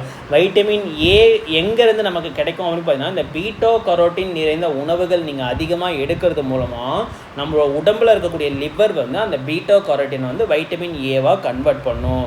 ஸோ வைட்டமின் ஏ வந்து நம்ம கண்ணில் இருக்கக்கூடிய ராட் செல்லை பராமரிக்கக்கூடிய ரோடாப்சின் புரதத்துக்கு மிக முக்கியமாக தேவைப்படுகிறது. அதனால தான் வைட்டமின் ஏ குறைபாடு ஏற்பட்டுச்சு அப்படின்னா ரோடாப்சின் புரதத்தோட குறைபாடு ஏற்படும். ரோடாப்சின் புரதம் குறைபாடு ஏற்பட்டுச்சு அப்படின்னா நம்ம கண்ணில் இருக்கக்கூடிய ராட் செல்லோட வேலை குறைஞ்சி போய்டும். கண்ணில் இருக்கக்கூடிய ராட் செல்லோட வேலை வந்து நைட் டைமில் பொருட்களை பார்க்கறது. அப்போ நைட் டைமில் அதோட குறைபாடுனால நைட் டைமில் பொருளை நம்மளால் பார்க்க முடியாது. அப்போ நமக்கு என்ன நோய் ஏற்படும்? வைட்டமின் ஏ குறைபாடுனால நைட் பிளைண்ட்னஸ் ஏற்படும். கூடவே வந்து இந்த ஜெரப்தால்மியா கண் வந்து ரொம்ப ரொம்ப வறட்சியாக காணப்படுகிறது. இந்த மாதிரி கண் சம்மந்தப்பட்ட நோய் வந்து உங்களுக்கு ஏற்படும் அப்படின்னு சொல்கிறாங்க. அடுத்தது வைட்டமின் சி வந்து என்னென்னு பார்த்தீங்கன்னா நம்மளோட இம்யூனிட்டி பவர் வந்து அதிகமாக பூஸ்ட் பண்ணும். இம்யூனிட்டிக்கு மிக முக்கியமாக தேவைப்படக்கூடிய வைட்டமின் எதுன்னு பார்த்தீங்கன்னா வைட்டமின் சி. அதே போல் நம்மளோட ஸ்கின் ஹெல்த்தாக இருக்கட்டும், போன் ஹெல்த்தாக இருக்கட்டும், அந்த கம் ஹெல்த்து, வாயில் இருக்கக்கூடிய கம்ஸு, அதுக்கப்புறம் ஸ்கின் ஹெல்த்துக்கு மிக முக்கியமாக தேவைப்படக்கூடிய வைட்டமின் பார்த்தீங்கன்னா இந்த வைட்டமின் சி. இந்த வைட்டமின் சி குறைபாடுனால நமக்கு என்ன நோய் ஏற்படும் பார்த்தீங்கன்னா ஸ்கர்வி, ஈறுகளில் இரத்த கசிவு, அதுக்கப்புறம் ஜிஞ்சிவிட்டிஸ், ஈறு அழற்சி நோய் அப்படின்னு சொல்லி இந்த 2 நோயும் நமக்கு ஏற்படும். அதே போல் வைட்டமின் டி என்பது என்னன்னு பார்த்தீங்கன்னா நம்ம உடம்பில் கிட்னி மூலமாக உற்பத்தி பண்ணப்படுவதால் இதை வந்து கிட்னி வைட்டமின்னு சொல்கிறோம். அதே போல் சூரிய ஒளியிலிருந்து கிடைக்கிறதுனால இதை வந்து நம்ம என்ன சொல்கிறோம்? சூரிய ஒளி வைட்டமின் அப்படின்னு நம்ம சொல்கிறோம். நெக்ஸ்ட் வந்து நம்ம என்ன சொல்கிறோம்? சூரிய ஒளி வைட்டமின் சொல்கிறோம். இது வந்து ஒரு ஹார்மோனாக செயல்படுங்க. எப்போ அப்படின்னு பார்த்தீங்கன்னா ஹார்மோனாக நம்ம உடம்புல இருக்கக்கூடிய பிளட் கால்சியம் லெவலை கண்ட்ரோல் பண்ணுறதுனால இதை வந்து நம்ம ஹார்மோன் வைட்டமின் அப்படின்னு சொல்கிறோம். இதுக்கு வைட்டமின் டி குறைபாடுனால நமக்கு ஏற்படக்கூடிய நோய் என்ன அப்படின்னு பார்த்தீங்கன்னா போன் ரிலேட்டட் டிசீஸ் தான் நமக்கு ஏற்படும். ரிக்கெட்ஸ் இன் சில்ட்ரனு, ஆஸ்டிமலேஷியா இன் அடல்ட்டில் வந்து ஆஸ்டிமலேஷியாவும், குழந்தைகளுக்கு வந்து ரிக்கெட்ஸும் என படிக்கின்ற இந்த எலும்பு சம்மந்தப்பட்ட நோயானது ஏற்படுகிறது. அடுத்தது வைட்டமின் ஈயோடைய சயின்டிஃபிக் நேம் என்ன அப்படின்னு பார்த்தீங்கன்னா டோகோபெரால் ரேஸ் அப்படின்றத ஞாபகம் வச்சுக்கோங்க. அடுத்து டோகோபெரால். வைட்டமின் ஈயோடைய சயின்டிஃபிக் நேம் என்னன்னு பார்த்தீங்கன்னா டோகோபெரால். ஓகேவா? ஸோ இதோட சோர்ஸ் எங்கேருந்து கிடைக்குது அப்படின்னு பார்த்தீங்கன்னா சோயா பீன்ஸு, அதுக்கப்புறம் க்ரீன் வெஜிடபிள், அதுக்கப்புறம் ஆல்மண்டு, அதுக்கப்புறம் நான் ஆல்ரெடி சொன்னல இங்கே இந்த வைட்டமின் டியில் ஒரு விஷயத்தை விட்டுட்டேன், அதை நோட் பண்ணி வச்சுக்கோங்க. வைட்டமின் நார்மலாக வைட்டமின் டியோடைய சயின்டிஃபிக் நேம் வந்து என்ன? கால்சிஃபெராலுங்களா. இந்த வைட்டமின் வந்து 2 ஃபார்மில் வந்து காணப்படும். ஒன்று வந்து D2, இன்னும் வந்து D3. வைட்டமின் டி காம்ப்ளெக்ஸ் அப்படின்னு சொல்லுவாங்க. வைட்டமின் D2 ஃபார்மில் இருக்கும், இல்லைனா வைட்டமின் D3 ஃபார்மில் இருக்கும். வைட்டமின் D2 உடைய சயின்டிஃபிக் நேம் என்ன அப்படின்னு பார்த்தீங்கன்னா எர்கோ கால்சிஃபெரால் அப்படின்னு சொல்லுவோம். அதே போல் வைட்டமின் D3 உடைய சயின்டிஃபிக் நேம் என்னன்னு பார்த்தீங்கன்னா கோல் கால்சிஃபெரால் அப்படின்னு சொல்லும். ஓகே, இந்த 2 நேம் மட்டும் தெரிஞ்சு வச்சுக்கோங்க. வைட்டமினில் 2 டைப் ஆஃப் வைட்டமின் டி அப்படின்னா வைட்டமின் டி அல்லது வைட்டமின் D1 அப்படின்னா காமனாகவே வந்து நம்ம கால்சிஃபெரால்னு சொல்லிவிடும். ஆனால் இந்த வைட்டமின் டியில் 2 காம்ப்ளெக்ஸ் இருக்குது. ஒன்று வந்து வைட்டமின் D3ன்னு ஒன்று இருக்குது, ஒன்று வந்து வைட்டமின் D2ன்னு. வைட்டமின் D3யோடைய சயின்டிஃபிக் நேம் வந்து கோல் கால்சிஃபெரால். வைட்டமின் D2 உடைய சயின்டிஃபிக் நேம் வந்து எர்கோ கால்சிஃபெரால் அப்படின்னு நம்ம சொல்கிறோம். அடுத்தது இந்த வைட்டமின் ஈயோடைய சயின்டிஃபிக் நேம் வந்து டோகோபெரால். எங்கேருந்து உங்களுக்கு இந்த எந்த ஃபுட்டுலேருந்து வைட்டமின் இ கிடைக்கும்னு பார்த்தீங்கன்னா soya beans, green vegetables, almond அப்படின்னா பாதாமு, பீனட் அப்படின்னா வேர்க்கடலை இருக்க பார்த்தீங்களா, அந்த பொருட்களில் இருந்து, அந்த உணவுப் பொருட்களில் இருந்து நமக்கு வைட்டமின் இ வந்து அதிகமாக கிடைக்கிறது. It is essential for our ஸ்கின்னுக்கு என்ன தான் வைட்டமின் சி நமக்கு தேவைப்பட்டாலும் ரொம்ப ரொம்ப எசென்ஷியலாக தேவைப்படக்கூடிய வைட்டமின் எதுன்னு பார்த்தீங்கன்னா இந்த வைட்டமின் ஈங்க. அதனால தான் இதை வந்து பியூட்டி வைட்டமின் அப்படின்னு சொல்லலாம். நம்மளோட ஸ்கின் அழகாக இருக்கணும் அப்படின்னா நமக்கு வந்து ப்ரீ மெச்சூர் ஏஜிங், உங்களுக்கு சின்ன வயசு தான் இருப்பீங்க, பார்க்குறதுக்கு வயசானவங்க போல் இருப்பீங்க, இந்த மாதிரி விஷயங்கள்லாம் உங்களுக்கு வராமல் இருக்கணும் அப்படின்னா வைட்டமின் இ என்பது நமக்கு அதிகமாக, நம்ம அழகாக இருக்கணும் அப்படின்னா கண்டிப்பாக வைட்டமின் இ என்பது நமக்கு அதிகமாக தேவைப்படும். ஏன்னா வைட்டமின் இ என்பது நம்மளோட ஸ்கின் ஹெல்த்துக்கு ரொம்ப ரொம்ப முக்கியமான பங்கு வகிக்கிறது. அதனால தான் இதை வந்து நம்ம என்ன சொல்கிறோம், பியூட்டி வைட்டமின் அப்படின்னு சொல்கிறோம். அதே போல் இதுக்கு வந்து இன்னொரு பேர் இருக்குது, ஆன்டி ஸ்டெரிலிட்டி வைட்டமின் அப்படின்னு சொல்லுவோம். ஆன்டி ஸ்டெரிலிட்டி அப்படின்னா மலட்டுத்தன்மையை தடுக்கக்கூடிய வைட்டமினுங்க. மலட்டுத்தன்மை அப்படின்னா பெண்களுக்கு இருக்கக்கூடிய ஒரு நோய் தான் இந்த மலட்டுத்தன்மை, குழந்தை பிறக்காது அவங்களுக்கு. ஓகேவா? ஸோ அந்த மலட்டுத்தன்மை, அந்த பெண்களுக்கு இருக்கக்கூடிய மலட்டுத்தன்மையை கண்ட்ரோல் பண்ணுறவர், அது வராமல் தடுக்கக்கூடிய வைட்டமின் எதுன்னு பார்த்தா இந்த வைட்டமின் இ. அதனால தான் இது என்ன சொல்லுவோம், ஆன்டி ஸ்டெரிலிட்டி வைட்டமின் அப்படின்னு சொல்கிறாங்க. ஸோ அப்போ பேரிலே இருக்குது. இது குறைபாடுனால என்ன நோய் ஏற்படும் பார்த்தீங்கன்னா ப்ரீ மெச்சூர் ஏஜிங். ஏன் ப்ரீ மெச்சூர் ஏஜிங்? ஏன்னா வைட்டமின் இ என்பது நம்மளோட ஸ்கின் ஹெல்த்துக்கு ரொம்ப ரொம்ப முக்கியம். பியூட்டி வைட்டமின் நம்ம படித்தோமா, அழகு வைட்டமின் நம்ம படித்தோமா. அப்போது வைட்டமின் இ குறைபாடுனால நம்ம ஸ்கின் வந்து ஆரோக்கியமாக இல்லைன்றதுனால சின்ன வயசுலேயே பார்க்குறதுக்கு என்ன ஆகிடுவீங்க, சிறு வயதிலேயே முதியவர் போன்ற தோற்றம் வந்து ஏற்படும். அதுக்கு பேர் தான் ப்ரீ மெச்சூர் ஏஜிங். அதே போல் இந்த வைட்டமின் இ குறைபாடுனால நமக்கு என்ன ஏற்படும் பார்த்தீங்கன்னா ஸ்டெரிலிட்டி வந்து ஏற்படும். மலட்டுத்தன்மை என்பது பெண்களுக்கு வந்து ஏற்படும். ஓகேவா. ஸோ அடுத்தது வைட்டமின் இயில் இன்னொன்று, இந்த வைட்டமின் இ வந்து ஆன்டி ஆக்சிடெண்ட்டாக, இது நம்ம புத்தகத்தில் வந்து எழுத மறந்துட்டோம், இது எழுதி வச்சுக்கோம். ஆன்டி ஆக்சிடெண்ட்டாக செயல்படும் சொல்லுவோம். ஆன்டி ஆக்சிடெண்ட் அப்படின்னா என்ன? ஆன்டி ஆக்சிடெண்ட் அப்படின்னா இப்போ உதாரணத்துக்கு சொல்லணும்னு பார்த்தீங்கன்னா, நீங்கள் நேச்சராகவே ஆக்சிஜன் இருக்குது பார்த்தீங்களா. ஸோ ஆக்சிஜன் வந்து சிங்கிள் ஆக்சிஜன் அப்படின்னா ஃப்ரீ ஸ்டேட் அப்படின்னு சொல்லுவாங்க. ஆக்சிஜன் எப்பயுமே வந்து ஒரு ஃப்ரீ ஸ்டேட்டில் இருக்கவே இருக்காதுங்க. அந்த ஆக்சிஜன் வந்து இன்னொரு ஆக்சிஜன் கூட சேர்ந்து O2 இந்த மாதிரி தான் இருக்கும். அது வந்து அட்மாஸ்பியர்லேயே இருக்கட்டும் இல்லை நம்ம உடம்புலையாக இருக்கட்டும், ரெண்டு இடத்துலையுமே வந்து ஆக்சிஜன் என்பது ஃப்ரீ ஸ்டேட்டில் இருக்காது. ஃப்ரீ ஸ்டேட் அப்படின்னா சிங்கிள் ஆக்சிஜனாக இருக்காது.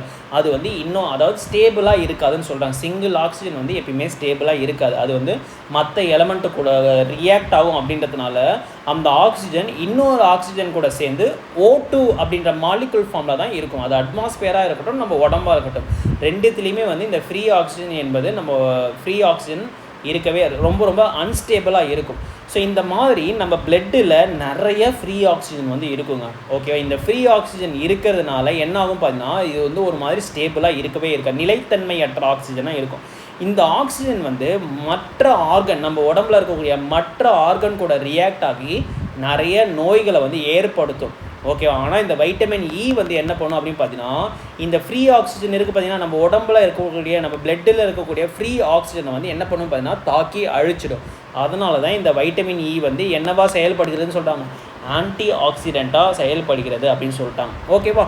ஓகே. அடுத்து இந்த வைட்டமின் கே உடைய சயின்டிஃபிக் நேம் என்னன்னு பார்த்தீங்கன்னா ரேஸ் டு நேபாள். நேபாளில் N ஃபார் நேபாள் அப்படின்னா நாப்தோக்வினின். இதோடைய சயின்டிஃபிக் நேம் என்னென்னு பார்த்தீங்கன்னா நாப்தோக்வினின் அப்படின்னு சொல்லுவாங்க. இன்னொரு பேர் வந்து ஃபைலோக்வினின் அப்படின்னு சொல்லுவாங்க. இன்னொரு பேர் வந்து ஃபைட்டோனெட்டின் அப்படின்னு சொல்லுவாங்க. ஓகே. இந்த 3 பேருமே தெரிஞ்சு வச்சுக்கோங்க. அதில் மிக முக்கியமான பேர் வந்து நாப்தோக்வினின் அல்லது ஃபைலோக்வினின் அப்படின்னு சொல்லுவாங்க. ஓகேவா. ஓகே. இது எங்கேருந்து உங்களுக்கு கிடைக்கிறது அப்படின்னு பார்த்தீங்கன்னா க்ரீன் லீஃபி வெஜிடபிள்ஸ். ஓகே. பச்சை காய்கறிகள், கீரை வகைகள் எடுக்கிறது மூலமாக வைட்டமின் கே என்பது நமக்கு அதிகமாக கிடைக்கிறது. அப்புறம் டொமேட்டோவில் வைட்டமின் கே என்பது அதிகமாக இருக்குது அப்படின்னு சொல்கிறாங்க.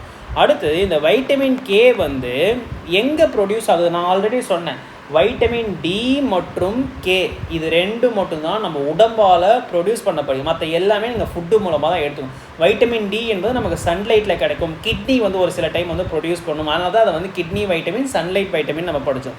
அதே போல் நம்ம லார்ஜ் இன்டெஸ்டைன் இருக்குது பார்த்திங்கன்னா, நம்மளோட பெருங்குடல் இருக்குது பார்த்திங்கன்னா, பெருங்குடலில் ஈகோலி எனப்பட்டிங்கன்னா ஒரு வகையான பாக்டீரியா இருக்குங்க. நம்ம பெருங்குடலில் நிறைய பாக்டீரியாஸ், அதில் நல்ல பாக்டீரியாவும் இருக்குது, கெட்ட பாக்டீரியாவும். இந்த ஈகோலி என்பது ஒரு நல்ல பாக்டீரியா. இந்த ஈகோலி எனப்படுகிற பாக்டீரியா தான் என்ன பண்ணும், நம்ம உடம்புல வைட்டமின் கேவை வந்து ப்ரொடியூஸ் பண்ணும். ஸோ இந்த வைட்டமின் கே என்பது பிளட் கிளாட்டிங்கில் மிகப்பெரிய பங்கு வகிக்கிறதுங்க. இப்போது நம்ம உடம்புல பிளட் இருக்குது. ஸோ பிளட்டில் 3 வகையான செல் இருக்குன்னு பார்த்தோம். ஒன்று வந்து ஆர்பிசி, இன்னொன்று வந்து டபிள்யூபிசி, இன்னொன்று வந்து ரத்த தட்டுக்கள், பிளேட்லெட்ஸு.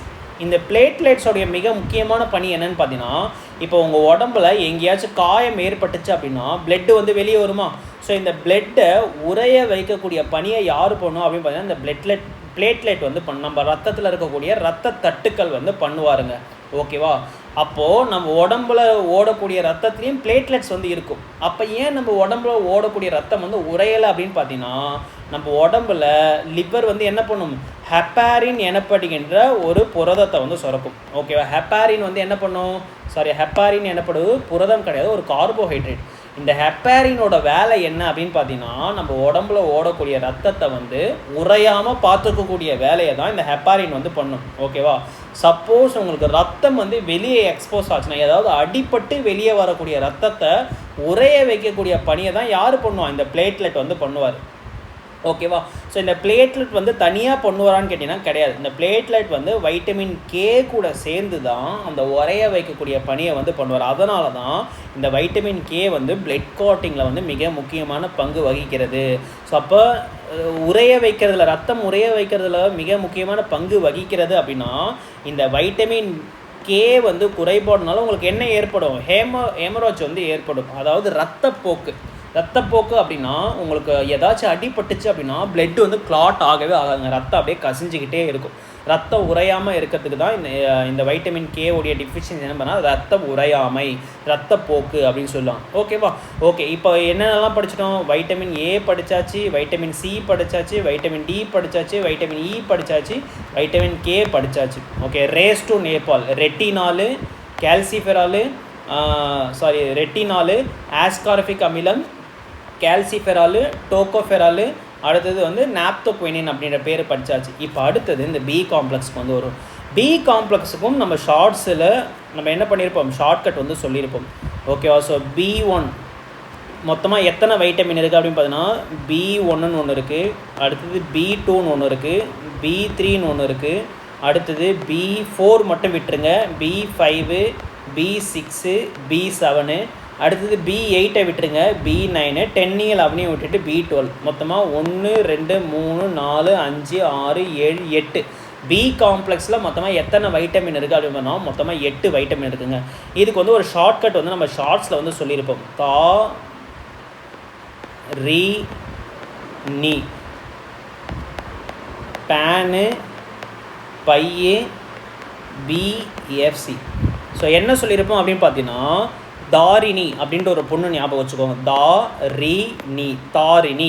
ஓகேவா. இதுக்கு பேர் என்னன்னு பார்த்தீங்கன்னா தயாமின் அப்படின்னு சொல்லுவாங்க, ரைபோஃபிலிவின்னு சொல்லுவாங்க, நியாசின்னு சொல்லுவாங்க. தாரிணி அப்படின்ற பொண்ணு பேன் கார்டை பையில் போட்டுக்கிட்டு எங்கே போகிறாங்க? KFC மாதிரி ஒரு BFCக்கு போகிறாங்க. ஞாபகம், KFC கிடையாது, BFCக்கு போகிறாங்க. KFCயோடைய ஒரு அசோசியேட்டு ஃப்ரான்ச்சைஸு ஞாபகம் வச்சுக்கோங்க. ஓகே, தாரிணி பேன் கார்டை பையில் போட்டுக்கிட்டு BFCக்கு போகிறாங்க.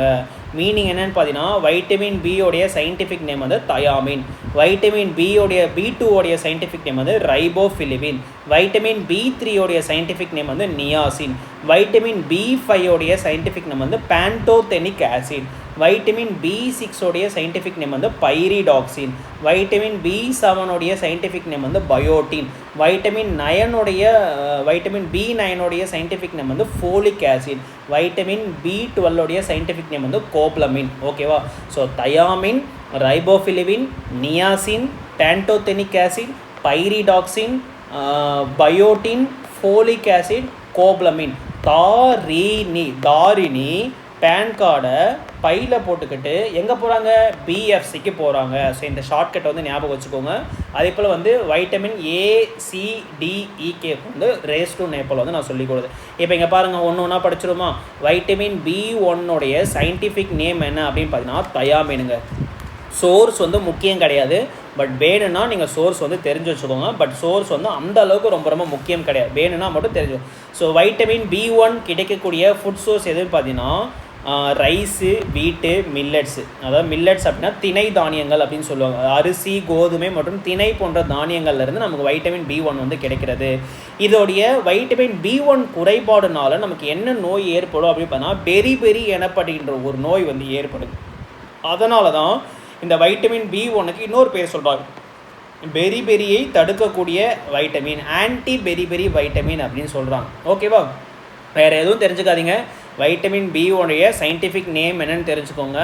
அடுத்தது வைட்டமின் B குறைபாடுனால வரக்கூடிய நோய் என்னென்னு பார்த்தீங்கன்னா பெரி. அதனால தான் இதுக்கு இன்னொரு பேர் வந்து ஆன்டி பெரி வைட்டமின்னு சொல்கிறாங்க. அடுத்தது வைட்டமின் B2 சயின்டிஃபிக் நேம் வந்து என்ன? இந்த ஆர்டர் வந்து ரொம்ப ரொம்ப முக்கியம். B1, B2, B3, அடுத்தது 4 மட்டும் விட்டுட்டு B5, B6, B7, அடுத்தது 8 மட்டும் விட்டுட்டு B9. ஓகேவா. கடைசியாக B12 மட்டும் போட்டுக்கோங்க. ஓகேவா. ஸோ இதுக்கு என்ன சொன்னேன்? B1 சயின்டிஃபிக் நேம் வந்து தாரிணி, தா ஃபார் தயாமின். அடுத்தது B2 சயின்டிஃபிக் நேம் என்ன பார்த்தா ரீ ஃபார் ரைபோஃபிலிவின். இது எங்கேருந்து உங்களுக்கு கிடைக்கும் அப்படின்னு பார்த்தா மில்க்கு, மற்றும் மில்க் ப்ராடக்ட், ஓகே, பால் மற்றும் பால் பொருட்களில் இருந்து வைட்டமின் B2 நமக்கு கிடைக்கும். முட்டை, அதுக்கப்புறம் வந்து லிவர் அப்படின்னா இந்த கல்லீரலுக்கு பார்த்திங்கன்னா கோழி, ஆடு, மாடு இந்த மாதிரி இருக்க லிவரு. அடுத்து க்ரீன் லிவர்னால் மனுஷனோட லிவர் எடுத்துக்க போகிறீங்க. லிவர் அப்படின்னா நம்ம ஆடு, மாடு, கோழி போன்ற லிவர் கல்லீரல் சாப்பிட்றது மூலம் நமக்கு வைட்டமின் B2 கிடைக்கும். க்ரீன் லீஃபி வெஜிடபிள்ஸ், பச்சை காய்கறிகள், கீரை வகைகளை வந்து சாப்பிட்றதுனால பல்சஸ்ஸு, வீட்டஸ், பல்சஸ் அப்படின்னா தானியங்கள், பருப்பு வகைகள், பல்சஸ் அப்படின்னா பருப்பு வகைகள், கிரெயின் அப்படின்னா தானியங்கள் அப்படின்னு சொல்லுவாங்க. நவதானியங்கள் அப்படின்னு சொன்னால் பார்த்தீங்கன்னா வீட்டு கோதுமையிலேருந்து நமக்கு வைட்டமின் B2 என்பது கிடைக்கிறது. ஸோ இந்த ரியல் நேம் ஆஃப் ரைபோஃபிலிபின், இந்த வைட்டமின் B2 உடைய ரியல் நேம் என்ன பண்ணால் வைட்டமின் ஜிங்க. ஓகேவா, வைட்டமின் ஜி அப்படின்றது கிடையாது. வைட்டமின் B2 உடைய ரியல் நேம் தான் வைட்டமின் ஜி. ஏன் அப்படின்னு பார்த்தீங்கன்னா இது இதோட அப்பியரன்ஸ் வந்து எப்படி இருக்கும்னா கோல்டு கலரில் இருக்கும். ஓகே, வைட்டமின் B2 உடைய அப்பியரன்ஸ் வந்து கோல்டு கலரில் இருக்கிறதுனால அந்த வைட்டமின் பிக்கு வந்து இன்னொரு பேர் என்ன பண்ணால் வைட்டமின் ஜி அப்படின்னு சொல்கிறாங்க. ஓகேவா.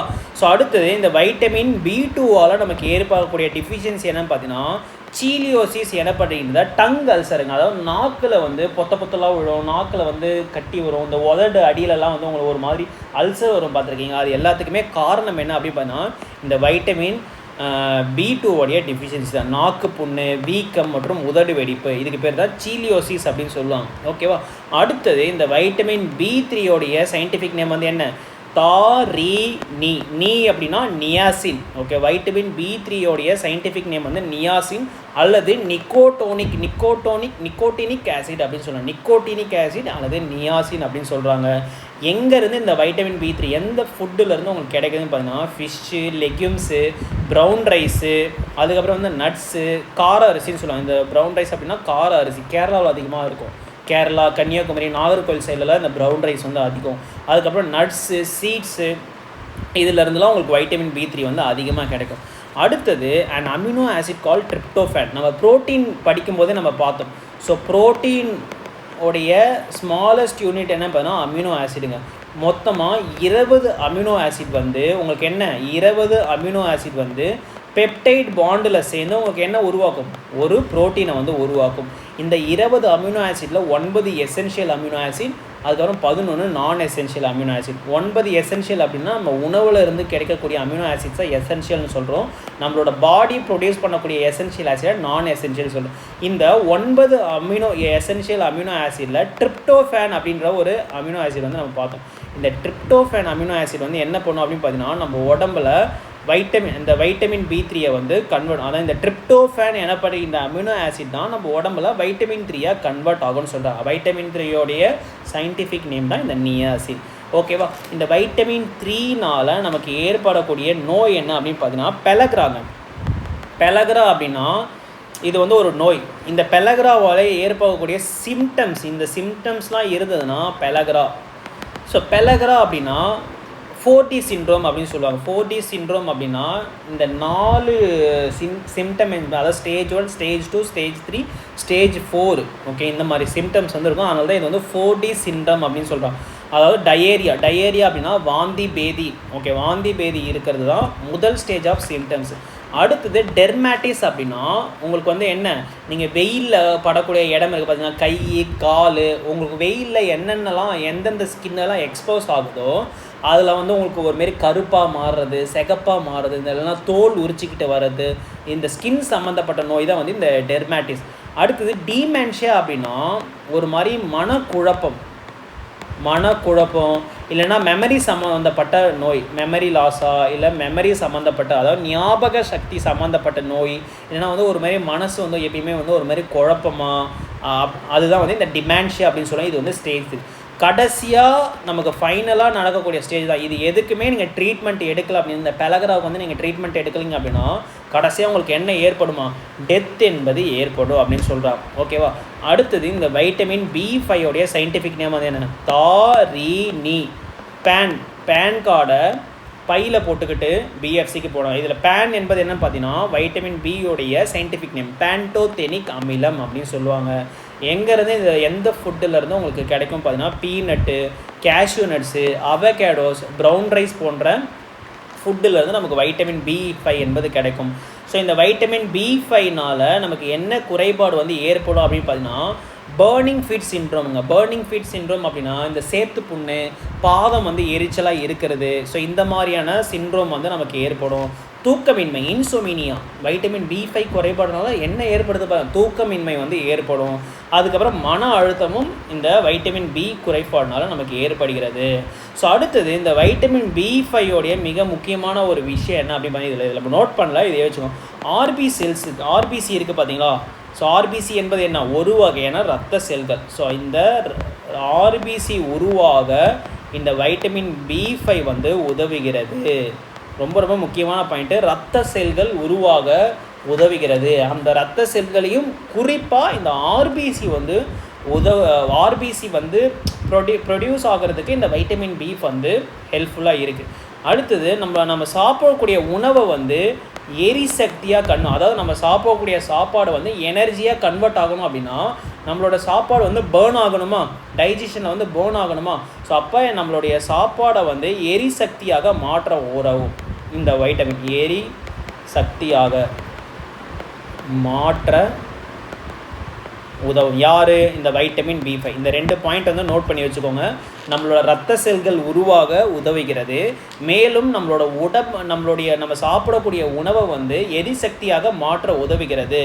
ஓகேவா? அந்த பாயிண்ட் வந்து எழுதி வச்சுக்கோங்க. அடுத்தது வைட்டமின் B6 சயின்டிஃபிக் நேம் என்ன? தாரீனி. பேன் கார்டை பையில் போட்டுக்கிட்டு, பை ஃபார் பைரிடாக்சின், பையில் போட்டுக்கிட்டு பிஎஃப்சிக்கு போனாங்க. கேஎஃப்சி மாதிரி பிஎஃப்சிக்கு போகிறாங்க அப்படின்னு ஞாபகம் வச்சுக்கோங்க. ஓகேவா? So vitamin B6 scientific name என்னென்னு பார்த்தீங்கன்னா பைரிடாக்சின். ஓகே, எங்கள் சோர்ஸ் என்னென்னு பார்த்தீங்கன்னா அவகேடோஸு, பீன்ஸு, சிக்கன்ஸு, சூரியகாந்தி விதை இருக்குது பார்த்தீங்களா? இதிலேருந்து நமக்கு என்ன கிடைக்கும் அப்படின்னு பார்த்தீங்கன்னா வைட்டமின் B6 என்பது நமக்கு கிடைக்கும். ஓகேவா? ஸோ இந்த வைட்டமின் B6 மிக முக்கியமான ஒரு விஷயம் என்னன்னு பார்த்தீங்கன்னா, கர்ப்ப காலத்தில் ப்ரெக்னெண்ட்டாக இருக்காங்க பார்த்தீங்களா? கர்ப்ப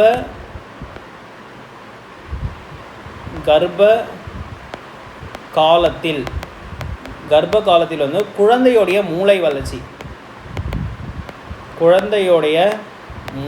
வளர்ச்சிக்கு மிக முக்கியமாக தேவைப்படக்கூடிய வைட்டமின் எது அப்படின்னு பார்த்தீங்கன்னா இந்த வைட்டமின் B6ங்க. ஓகேவா? கர்ப்பிணி பெண்களுக்கு ரொம்ப ரொம்ப முக்கியமான தேவைப்படக்கூடிய வைட்டமின் இந்த B6. ஏன்னா கர்ப்ப காலத்தில் வயிற்றில் இருக்கக்கூடிய குழந்தையுடைய மூளை வளர்ச்சிக்கு மிக முக்கியமாக தேவைப்படக்கூடிய வைட்டமின் எதுன்னு பார்த்தீங்கன்னா வைட்டமின் B6. அதுவே நரம்பு வளர்ச்சிக்கு கர்ப்ப காலத்தில் குழந்தையோடைய நரம்பு வளர்ச்சிக்கு அதிகமாக தேவைக்கூடிய வைட்டமின் பண்ணால் வைட்டமின் B9. இதையுமே நோட் பண்ணி வச்சுக்கோங்க. வைட்டமின் B6 என்பது குழந்தையோடைய மூளை வளர்ச்சி கர்ப்ப காலத்தில். அதே போல் வைட்டமின் B9 என்பது குழந்தையோடைய கர்ப்ப காலத்தில் குழந்தையோடைய நரம்பு வளர்ச்சிக்கு வந்து அதிகமாக பயன்படுகிறது. ஸோ இந்த வைட்டமின் B6னால நமக்கு ஏற்படக்கூடிய நோய் என்ன பார்த்தீங்கன்னா மைக்ரோசிட்டிக் அனிமியா அப்படின்னா முதல்ல அனிமியா அப்படின்னா என்னது? அது வந்து ஒரு ரத்த சோகைங்க. அனிமியா அப்படின்னா ரத்த சோகை அப்படின்னா உடம்பு வந்து ஒரு மாதிரி சோர்வாக இருப்பீங்க. ஏன் அப்படின்னு பார்த்தீங்கன்னா ரீசன் என்னென்னு பார்த்தீங்கன்னா நம்ம உடம்புல அனிமியா அப்படின்னா ஆர்பிசியோட கவுண்ட் வந்து குறைஞ்சி போயிடுங்க. நம்ம உடம்புல 3 வகையான ரெட் செல், நம்ம பிளட்டில் 3 வகையான பிளட் செல் இருக்கும். ஆர்பிசி, WBC, அடுத்தது பிளேட்லெட் வந்து ஒன்று ஒவ்வொரு விதமான ஃபங்க்ஷன் வந்து பண்ணும். பிளேட்லெட்டோட வேலை வந்து பிளட் கிளாட்டிங்கில் மிக முக்கியமான பங்கு வகிக்கும். அதே போல் WBCயோட வேலை என்ன பார்த்தீங்கன்னா நோய் எதிர்ப்பில் மிக முக்கியமான பங்கு வகிக்கும். இந்த ஆர்பிசியோட வேலை என்ன அப்படின்னு பார்த்தீங்கன்னா ஆர்பிசியில் ஹீமோக்ளோபின் என்ன பண்ணிக்கிற ஒரு ப்ரோட்டீன் இருக்கும். நம்ம பிளட்டில் இருக்கக்கூடிய ஆக்சிஜனை அந்த ஹீமோக்ளோபின் கேரி பண்ணிக்கிட்டு நம்ம உடம்புல இருக்கக்கூடிய எல்லா செல்லுக்கும் போகும். அந்த செல்லில் அங்கே போயிட்டு அங்கே ஆல்ரெடி குளுக்கோஸ் வந்துருக்கும். அந்த குளுக்கோஸும் ஆக்சிஜனும் சேர்ந்து தான் எனர்ஜி என்பது உற்பத்தி செய்யப்படுகிறது. அப்போது நம்ம உடம்புல ஆர்பிசியோட கவுண்ட் வந்து குறைஞ்சி போயிடுச்சு அப்படின்னா என்ன ஆகும்? நம்ம உடம்புல ஆக்சிஜன் வந்து சரியாக எந்த இடத்துக்குமே போகவே போகாது. அப்போ எனர்ஜி என்பது உருவாகவே ஆகாது. அதனால் நம்ம உடம்பு எப்பயுமே ஒரு மாதிரி சோர்வாக இருக்கும். இந்த மைக்ரோசிட்டிக் அனிமியா அப்படின்னா ஆர்பிசியோட சைஸ் வந்து ரொம்ப ரொம்ப சின்னதாக இருக்குங்க. ஸோ ஆர்பிசி வந்து என்ன சொல்கிறது, அது சைஸ் வந்து ரொம்ப ரொம்ப சின்னதாக இருக்கும். சில டைம் வந்து கவுண்ட் வந்து ரொம்ப ரொம்ப கம்மியாக இருக்கும். ஸோ இது வந்து ரத்த சோகையோட ஒரு வகை தான் வந்து இந்த மைக்ரோசைட்டிக் அனிமியா. ரத்த சோகை அப்படின்னா தெரிஞ்சு வச்சுக்கோங்க. ஏன்னா இப்போ இதுக்கப்புறம் 2-3 வைட்டமினோட டிஃபிஷியன்சி வந்து ரத்த சோகை வந்து நம்ம படிப்போம். வைட்டமின் B9 எடுத்துக்கிட்டாலும் சரி, B12 எடுத்துக்கிட்டாலும் சரி, ரெண்டுத்தோடைய டிஃபிஷியன்சி என்ன பார்த்தீங்கன்னா அனீமியா தான். ஓகேவா? ஓகே, அடுத்தது வைட்டமின் B7 சயின்டிஃபிக் நேம் வந்து என்ன சொன்னேன்? தாரீனி. பேன் கார்டை பையில் போட்டுக்கிட்டு எங்கே போகிறாங்க? எஃப்சி, கேஎஃப்சி மாதிரி பிஎஃப்சிக்கு போகிறோம். B for biotin, F for folic அமிலம், சி ஃபார் கோப்ளமின். ஓகேவா? Vitamin B7 vitamin scientific name வந்து பயோட்டின். எங்கேருந்து கிடைக்குதுன்னு பார்த்தீங்கன்னா சோயா பீன்ஸு, ஆரஞ்சு, ஸ்ட்ராபெரிஸ் போன்ற உணவுப் பொருட்களில் இருந்து நமக்கு பயோட்டின் வந்து கிடைக்கும். ஸோ இந்த வைட்டமின் பயோட்டின் ஆல்ரெடி நான் ஒரு பாயிண்ட் வந்து சொன்னேன். இது வந்து நெய்தர் வாட்டர் சால்யூபிள் நார் ஃபேட் சால்யூபிள், அதாவது வாட்டர்லேயும் கரையாது, ஃபேட் சால்யூபிள் வைட்டமின்லேயும் இது வராது. ஓகேவா? ரெண்டும் கேட்டால் ரெண்டுத்துக்கும் நடுவில். ஓகேவா? ஸோ வைட்டமின் B7க்கு சயின்டிஃபிக் நேம் வந்து பயோட்டின் நம்ம படித்தோமா? இதோடைய ரியல் நேம், இதுக்கு இன்னொரு பேர் என்ன பார்த்தீங்கன்னா வைட்டமின் ஹெச்ன்னு சொல்லுவாங்க. பயோட்டினுடைய இன்னொரு நேம் என்ன பார்த்தீங்கன்னா வைட்டமின் ஹெச். ஏன் அப்படின்னு பார்த்தீங்கன்னா நம்மளோட முடி இருக்குது பார்த்தீங்கன்னா hair and haut, it is H அப்படின்னா இதோட மீனிங் என்னன்னு பார்த்தீங்கன்னா ஹேரு அண்டு ஹவுட். இது நம்ம புத்தகத்தில் கொடுத்துருப்போம். நம்ம another name of biotin name பார்த்தீங்கன்னா வைட்டமின் ஹெச். இந்த H stands for hair and haut. Hair அப்படின்னா நம்மளோட முடி, ஹவுட் அப்படின்னா ஸ்கின்னை குறிக்கும். Okay, it helps in growth of nail, hair, skin. நம்மளோட ஹேராக இருக்கட்டும், நெயிலாக இருக்கட்டும், நம்ம ஸ்கின் ஹெல்த்தாக இருக்கிறதுக்கு மிக முக்கியமாக தேவைப்படக்கூடிய வைட்டமின்னு பார்த்தீங்கன்னா இந்த பயோட்டின். ஹேருக்கு ரொம்ப ரொம்ப ரொம்ப முக்கியமான வைட்டமின் தான் இந்த பயோட்டின். ஸோ அப்போ இந்த பயோட்டின் குறைபாடுனால நமக்கு என்ன நோய் ஏற்படும் அப்படின்னு பார்த்தீங்கன்னா பேராலைசிஸ் எனப்படுகிற நோய் ஏற்படும். அடுத்தது பேராலைசிஸ், அதுக்கப்புறம் ஹேர் லாஸ், முடி உதிர்தல் மற்றும் பேராலைசிஸ் அப்படின்னா பக்கவாதம் போன்ற நோய்கள் வந்து ஏற்படுகிறது. அடுத்தது வைட்டமின் B9 சயின்டிஃபிக் நேம் என்னென்னு பார்த்தீங்கன்னா பிஎஃப்சிக்கு போகிறாங்க. B for biotin, F for folic அமிலம். B9 சயின்டிஃபிக் நேம் வந்து ஃபோலிக் அமிலம். ஓகே, இந்த B9 அதிகமாக இருக்கக்கூடிய மெட்டல் என்னன்னு பார்த்தீங்கன்னா அயனுங்க. இந்த அயன் ஆல்ரெடி நம்ம ஒரு இடத்துல படித்தோம். ஹீமோகுளோபின், பிளட்டில் இருக்கக்கூடிய ஹீமோகுளோபின் இருக்குது பார்த்தீங்கன்னா, இந்த ஹீமோகுளோபினுடைய சென்ட்ரல் மெட்டல் என்னென்னு பார்த்தீங்கன்னா அயன். ஓகேவா? ஸோ அதனால தான் இந்த வைட்டமின் B9 சென்ட்ரல் மெட்டலும் என்னென்னு பார்த்தீங்கன்னா அயன் தான். இது எங்கே வந்து உங்களுக்கு ரிலேட் ஆகும்னு பாருங்கள். ஓகேவா? ஸோ ஆர்பிசி இருக்குது பார்த்தீங்களா, ஹீமோக்ளோபின் எங்கே இருக்கும்? ஆர்பிசியில் இருக்கும். அப்போ ஆர்பிசியுடைய சென்ட்ரல் மெட்டலும் என்ன தான் பார்த்தீங்கன்னா அயன் தான். ஸோ இந்த ஆர்பிசியில் இருக்கக்கூடிய ஹீமோக்ளோபினால் தான் உங்களுக்கு வந்து பிளட்டு வந்து ரெட் கலரில் இருக்கிறதுக்கு மிக முக்கியமான காரணம். அதே போல் ஹீமோக்ளோபினை நம்ம ஆக்சிஜன் போட்டுன்னு சொல்லணும். நம்ம உடம்புல நம்ம பிளட்டில் இருக்கக்கூடிய ஆக்சிஜனை உடலில் இருக்கக்கூடிய மற்ற எல்லா செல்லுக்கும் கடத்தி கொண்டு போகிறது தான் இந்த ஹீமோக்ளோபின். ஓகேவா? அதே போல் இந்த வைட்டமின் B9 சென்ட்ரல் மெட்டலும் என்னென்னு பார்த்தீங்கன்னா இந்த அயன் தான். ஓகேவா? இதுக்கு இன்னொரு பேர் இருக்குங்க. Another name of folic acid என்ன பார்த்தீங்கன்னா வைட்டமின் M. எப்படி வந்து இதுக்கு வந்து வைட்டமின் ஹெச்ன்னு நம்ம பார்த்தோமோ அதே போல் வந்து வைட்டமின் Gன்னு ஒன்று பார்த்தோம் பாருங்கள், கோல்டு கலரில் இருக்கும். நம்ம படுத்த பாருங்கள் வைட்டமின் B2, அதோடைய சயின்டிஃபிக் நேம் வந்து ரைபோஃபிலவின். அதோடைய இன்னொரு பேர் என்ன வைட்டமின் G. ஏன்னு பார்த்தீங்கன்னா அதோட அப்பியரன்ஸ் வந்து கோல்டு கலரில் இருக்கும். அதே போல் இதுக்கு வந்து இன்னொரு பேர் என்ன பார்த்தீங்கன்னா வைட்டமின் Mன்னு சொல்கிறாங்க. எங்கேருந்து உங்களுக்கு இந்த வைட்டமின் B9 கிடைக்கும் பார்த்தீங்கன்னா ஸ்பினாச், கீரைகள், டேட்ஸ்னால் பேரிச்சம்பழம், அவகேடோ, ஆரஞ்சு ஜூஸு. ஸோ இந்த மாதிரி உணவுப் பொருட்களில் இருந்து உங்களுக்கு என்ன கிடைக்குதுங்களா? B9 என்பது கிடைக்கிறது. இந்த வைட்டமின் B9 குறைபாடுனாலும் உங்களுக்கு என்ன ஏற்படுமா? அனீமியா என்பது ஏற்படுகிறது. அனீமியா அப்படின்னா என்ன சொன்னால் ரத்த சோகை அப்படின்னு சொன்னால், ரத்த சோகை அப்படின்னா ஒன்றுமே கிடையாதுங்க. ஆர்பிசியோட கவுண்ட், நம்ம உடம்புல பிளட்டு 3 வகையான செல்ஸ் இருக்குது. WBC, platelet, RBC. ஒன்று ஒவ்வொரு விதமான ஃபங்க்ஷனை பண்ணும். பிளேட்லெட் பிளட் கிளாட்டிங்கில் மிக முக்கியமான ஃபங்க்ஷனை பண்ணுது. WBC நோய் எதிர்ப்பில், உடலின் போர் வீரன் என்று அழைக்கப்படுவது வந்து WBC தான். நம்ம உடம்புல ஏதாச்சும் நோய் வந்ததுன்னா அந்த நோயை முதல்ல ஐடென்டிஃபை பண்ணி நமக்கு ஆன்டிபாடியை கொடுக்குற வேலையை தான் WBC பண்ணும். அதே போல் RBCயோட பணியும் அதே போல் தான். RBC நம்ம ரத்தத்தில் இருக்கக்கூடிய பிளட்டில், RBCயில் இருக்கக்கூடிய ஹீமோக்ளோபின் நம்ம ரத்தத்தில் இருக்கக்கூடிய ஆக்சிஜனை வந்து நம்ம உடலில் இருக்கக்கூடிய எல்லா பகுதிக்கும் கடத்தி எடுத்து செல்லும். இந்த RBCயோட கவுண்ட் வந்து குறைஞ்சி போச்சு அப்படின்னா நம்ம பிளட்டில் இருக்கக்கூடிய ஆக்சிஜன் வந்து நம்ம உடம்புக்கு அதிகமாக போகாது. அப்படி போகலை அப்படின்னா எனர்ஜி என்பது உருவாகவே ஆகாது. ஸோ அதனால தான் எனி டைம் ஒரு மாதிரி சோர்வாக இருப்பீங்க. இதுக்கு பேர் தான் ரத்த சோகை அப்படின்னு சொல்லுவாங்க. அடுத்தது வைட்டமின் B12 அதே போல் வைட்டமின் B9க்கு நான் இன்னொன்று என்ன சொன்னேன், கர்ப்ப காலத்தில் குழந்தையோடைய நரம்பு வளர்ச்சிக்கு மிக முக்கியமாக தேவைப்படக்கூடிய வைட்டமின் என்பதுனா வைட்டமின் B9. அதே போல் கர்ப்ப காலத்தில் குழந்தையோடைய மூளை வளர்ச்சிக்கு அதிகமாக தேவைக்கூடிய வைட்டமின் பார்த்தீங்கன்னா வைட்டமின் B6, பைரிடாக்சின் நம்ம படித்தோமா.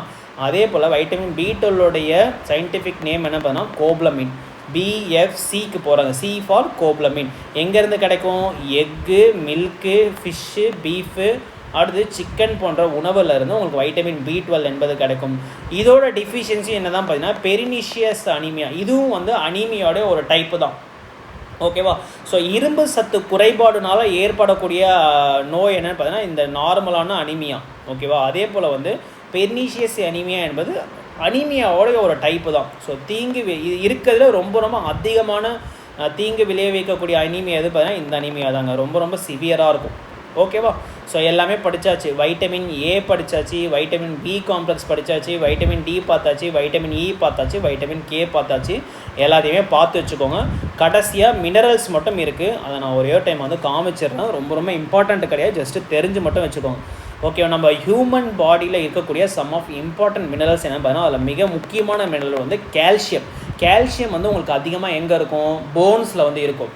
ஓகேவா? அதனால தான் நீங்கள் வந்து கால்சியம் வந்து அதிகமாக நம்மளோட பால் நீங்கள் அதிகமாக குடிச்சிங்க அப்படின்னா கால்சியம் நம்ம உடம்புல கால்சியம் அதிகமாக கிடைக்கும். கால்சியம் நம்ம உடம்புல நல்லா இருக்குது அப்படின்னா நம்மளோட போன் ஹெல்த் நல்லாயிருக்கும், டீத் ஹெல்த் வந்து நல்லாயிருக்கும், அதேபோல் நம்மளோட இம்யூன் சிஸ்டமும் நல்லாயிருக்கும். ஓகேவா? ஆரோக்கியமான எலும்புகள், பற்கள் மற்றும் நோய் எதிர்ப்பு மண்டலத்திற்கு கால்சியம் மிக முக்கியமானது.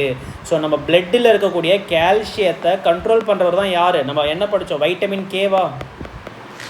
ஸோ வைட்டமின் கே,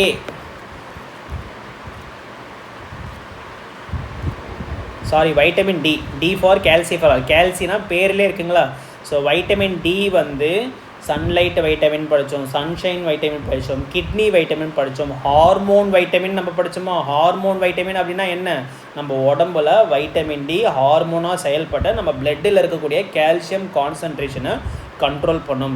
அடுத்த இம்பார்ட்டண்ட்டான மினரல் என்னன்னு பார்த்தீங்கன்னா சோடியம்ங்க. இந்த சோடியத்தோட வேலை என்னன்னு பார்த்தீங்கன்னா நம்ம உடம்புல பிளட் ப்ரெஷர் அண்ட் பிளட் வால்யூமை ரெகுலேட் பண்ணுறத வேலையை தான் இந்த சோடியம் வந்து பண்ணுது. ஓகேவா? It is also helps in the proper function of nerves and muscle. நம்ம உடம்புல நரம்பு செயல்பாடுகளாக இருக்கட்டும் இல்லை மசில் செயல்பாடு, இது ரெண்டுமே வந்து ப்ராப்பராக வேலை செய்கிறதுக்கு சோடியம் என்பது ரொம்ப ரொம்ப மிக முக்கியமான பங்கு வகிக்கிறது. அடுத்தது அயோடின்ங்க. ஸோ அயோடின் என்பது நம்ம ஹெல்த்தியான ஹேரை, அதுக்கப்புறம் வந்து நெயில்னால் நகம், அதுக்கப்புறம் ஸ்கின்னு, அதுக்கப்புறம் டீத்தை வந்து ரெகுலேட் பண்ணுறதுல மிக முக்கியமான பங்கு வந்து அயோடின் வந்து வகிக்கிறது. Also control body weight and growth. நம்மளோட பாடி வெயிட்டையும் க்ரோத்தையும் கண்ட்ரோல் பண்ணுது அப்படின்னு சொல்கிறாங்க. அடுத்தது கடைசியாக பாஸ்பரஸோடைய மிக முக்கியமான பணி என்ன பார்த்தீங்கன்னா நம்ம உடம்புல ஆல்ரெடி இருக்கக்கூடிய கால்சியம் கூட சேர்ந்து நம்மளோட போன் மற்றும் டீத்தை வந்து ஸ்ட்ராங் ஆக்கிறதுக்கு இந்த கால்சியமும் பாஸ்பரஸும் ரொம்ப ரொம்ப இம்பார்ட்டண்ட்டான மினரலுங்க. இது ரெண்டுமே வந்து நம்மளோட போன் அண்ட் டீத் ஹெல்த்தில் மிக முக்கியமான பங்கு வகிக்கிறது. ஓகேவா? ஸோ இன்றைக்கி ப்ரோட்டீனை படித்தாச்சு, அதுக்கப்புறம் வைட்டமின்ஸை படித்தாச்சு, மினரல்ஸை வந்து படித்தாச்சு. ரொம்ப ரொம்ப ரொம்ப முக்கியமான பகுதி என்ன பார்த்தீங்கன்னா வைட்டமின் தான்.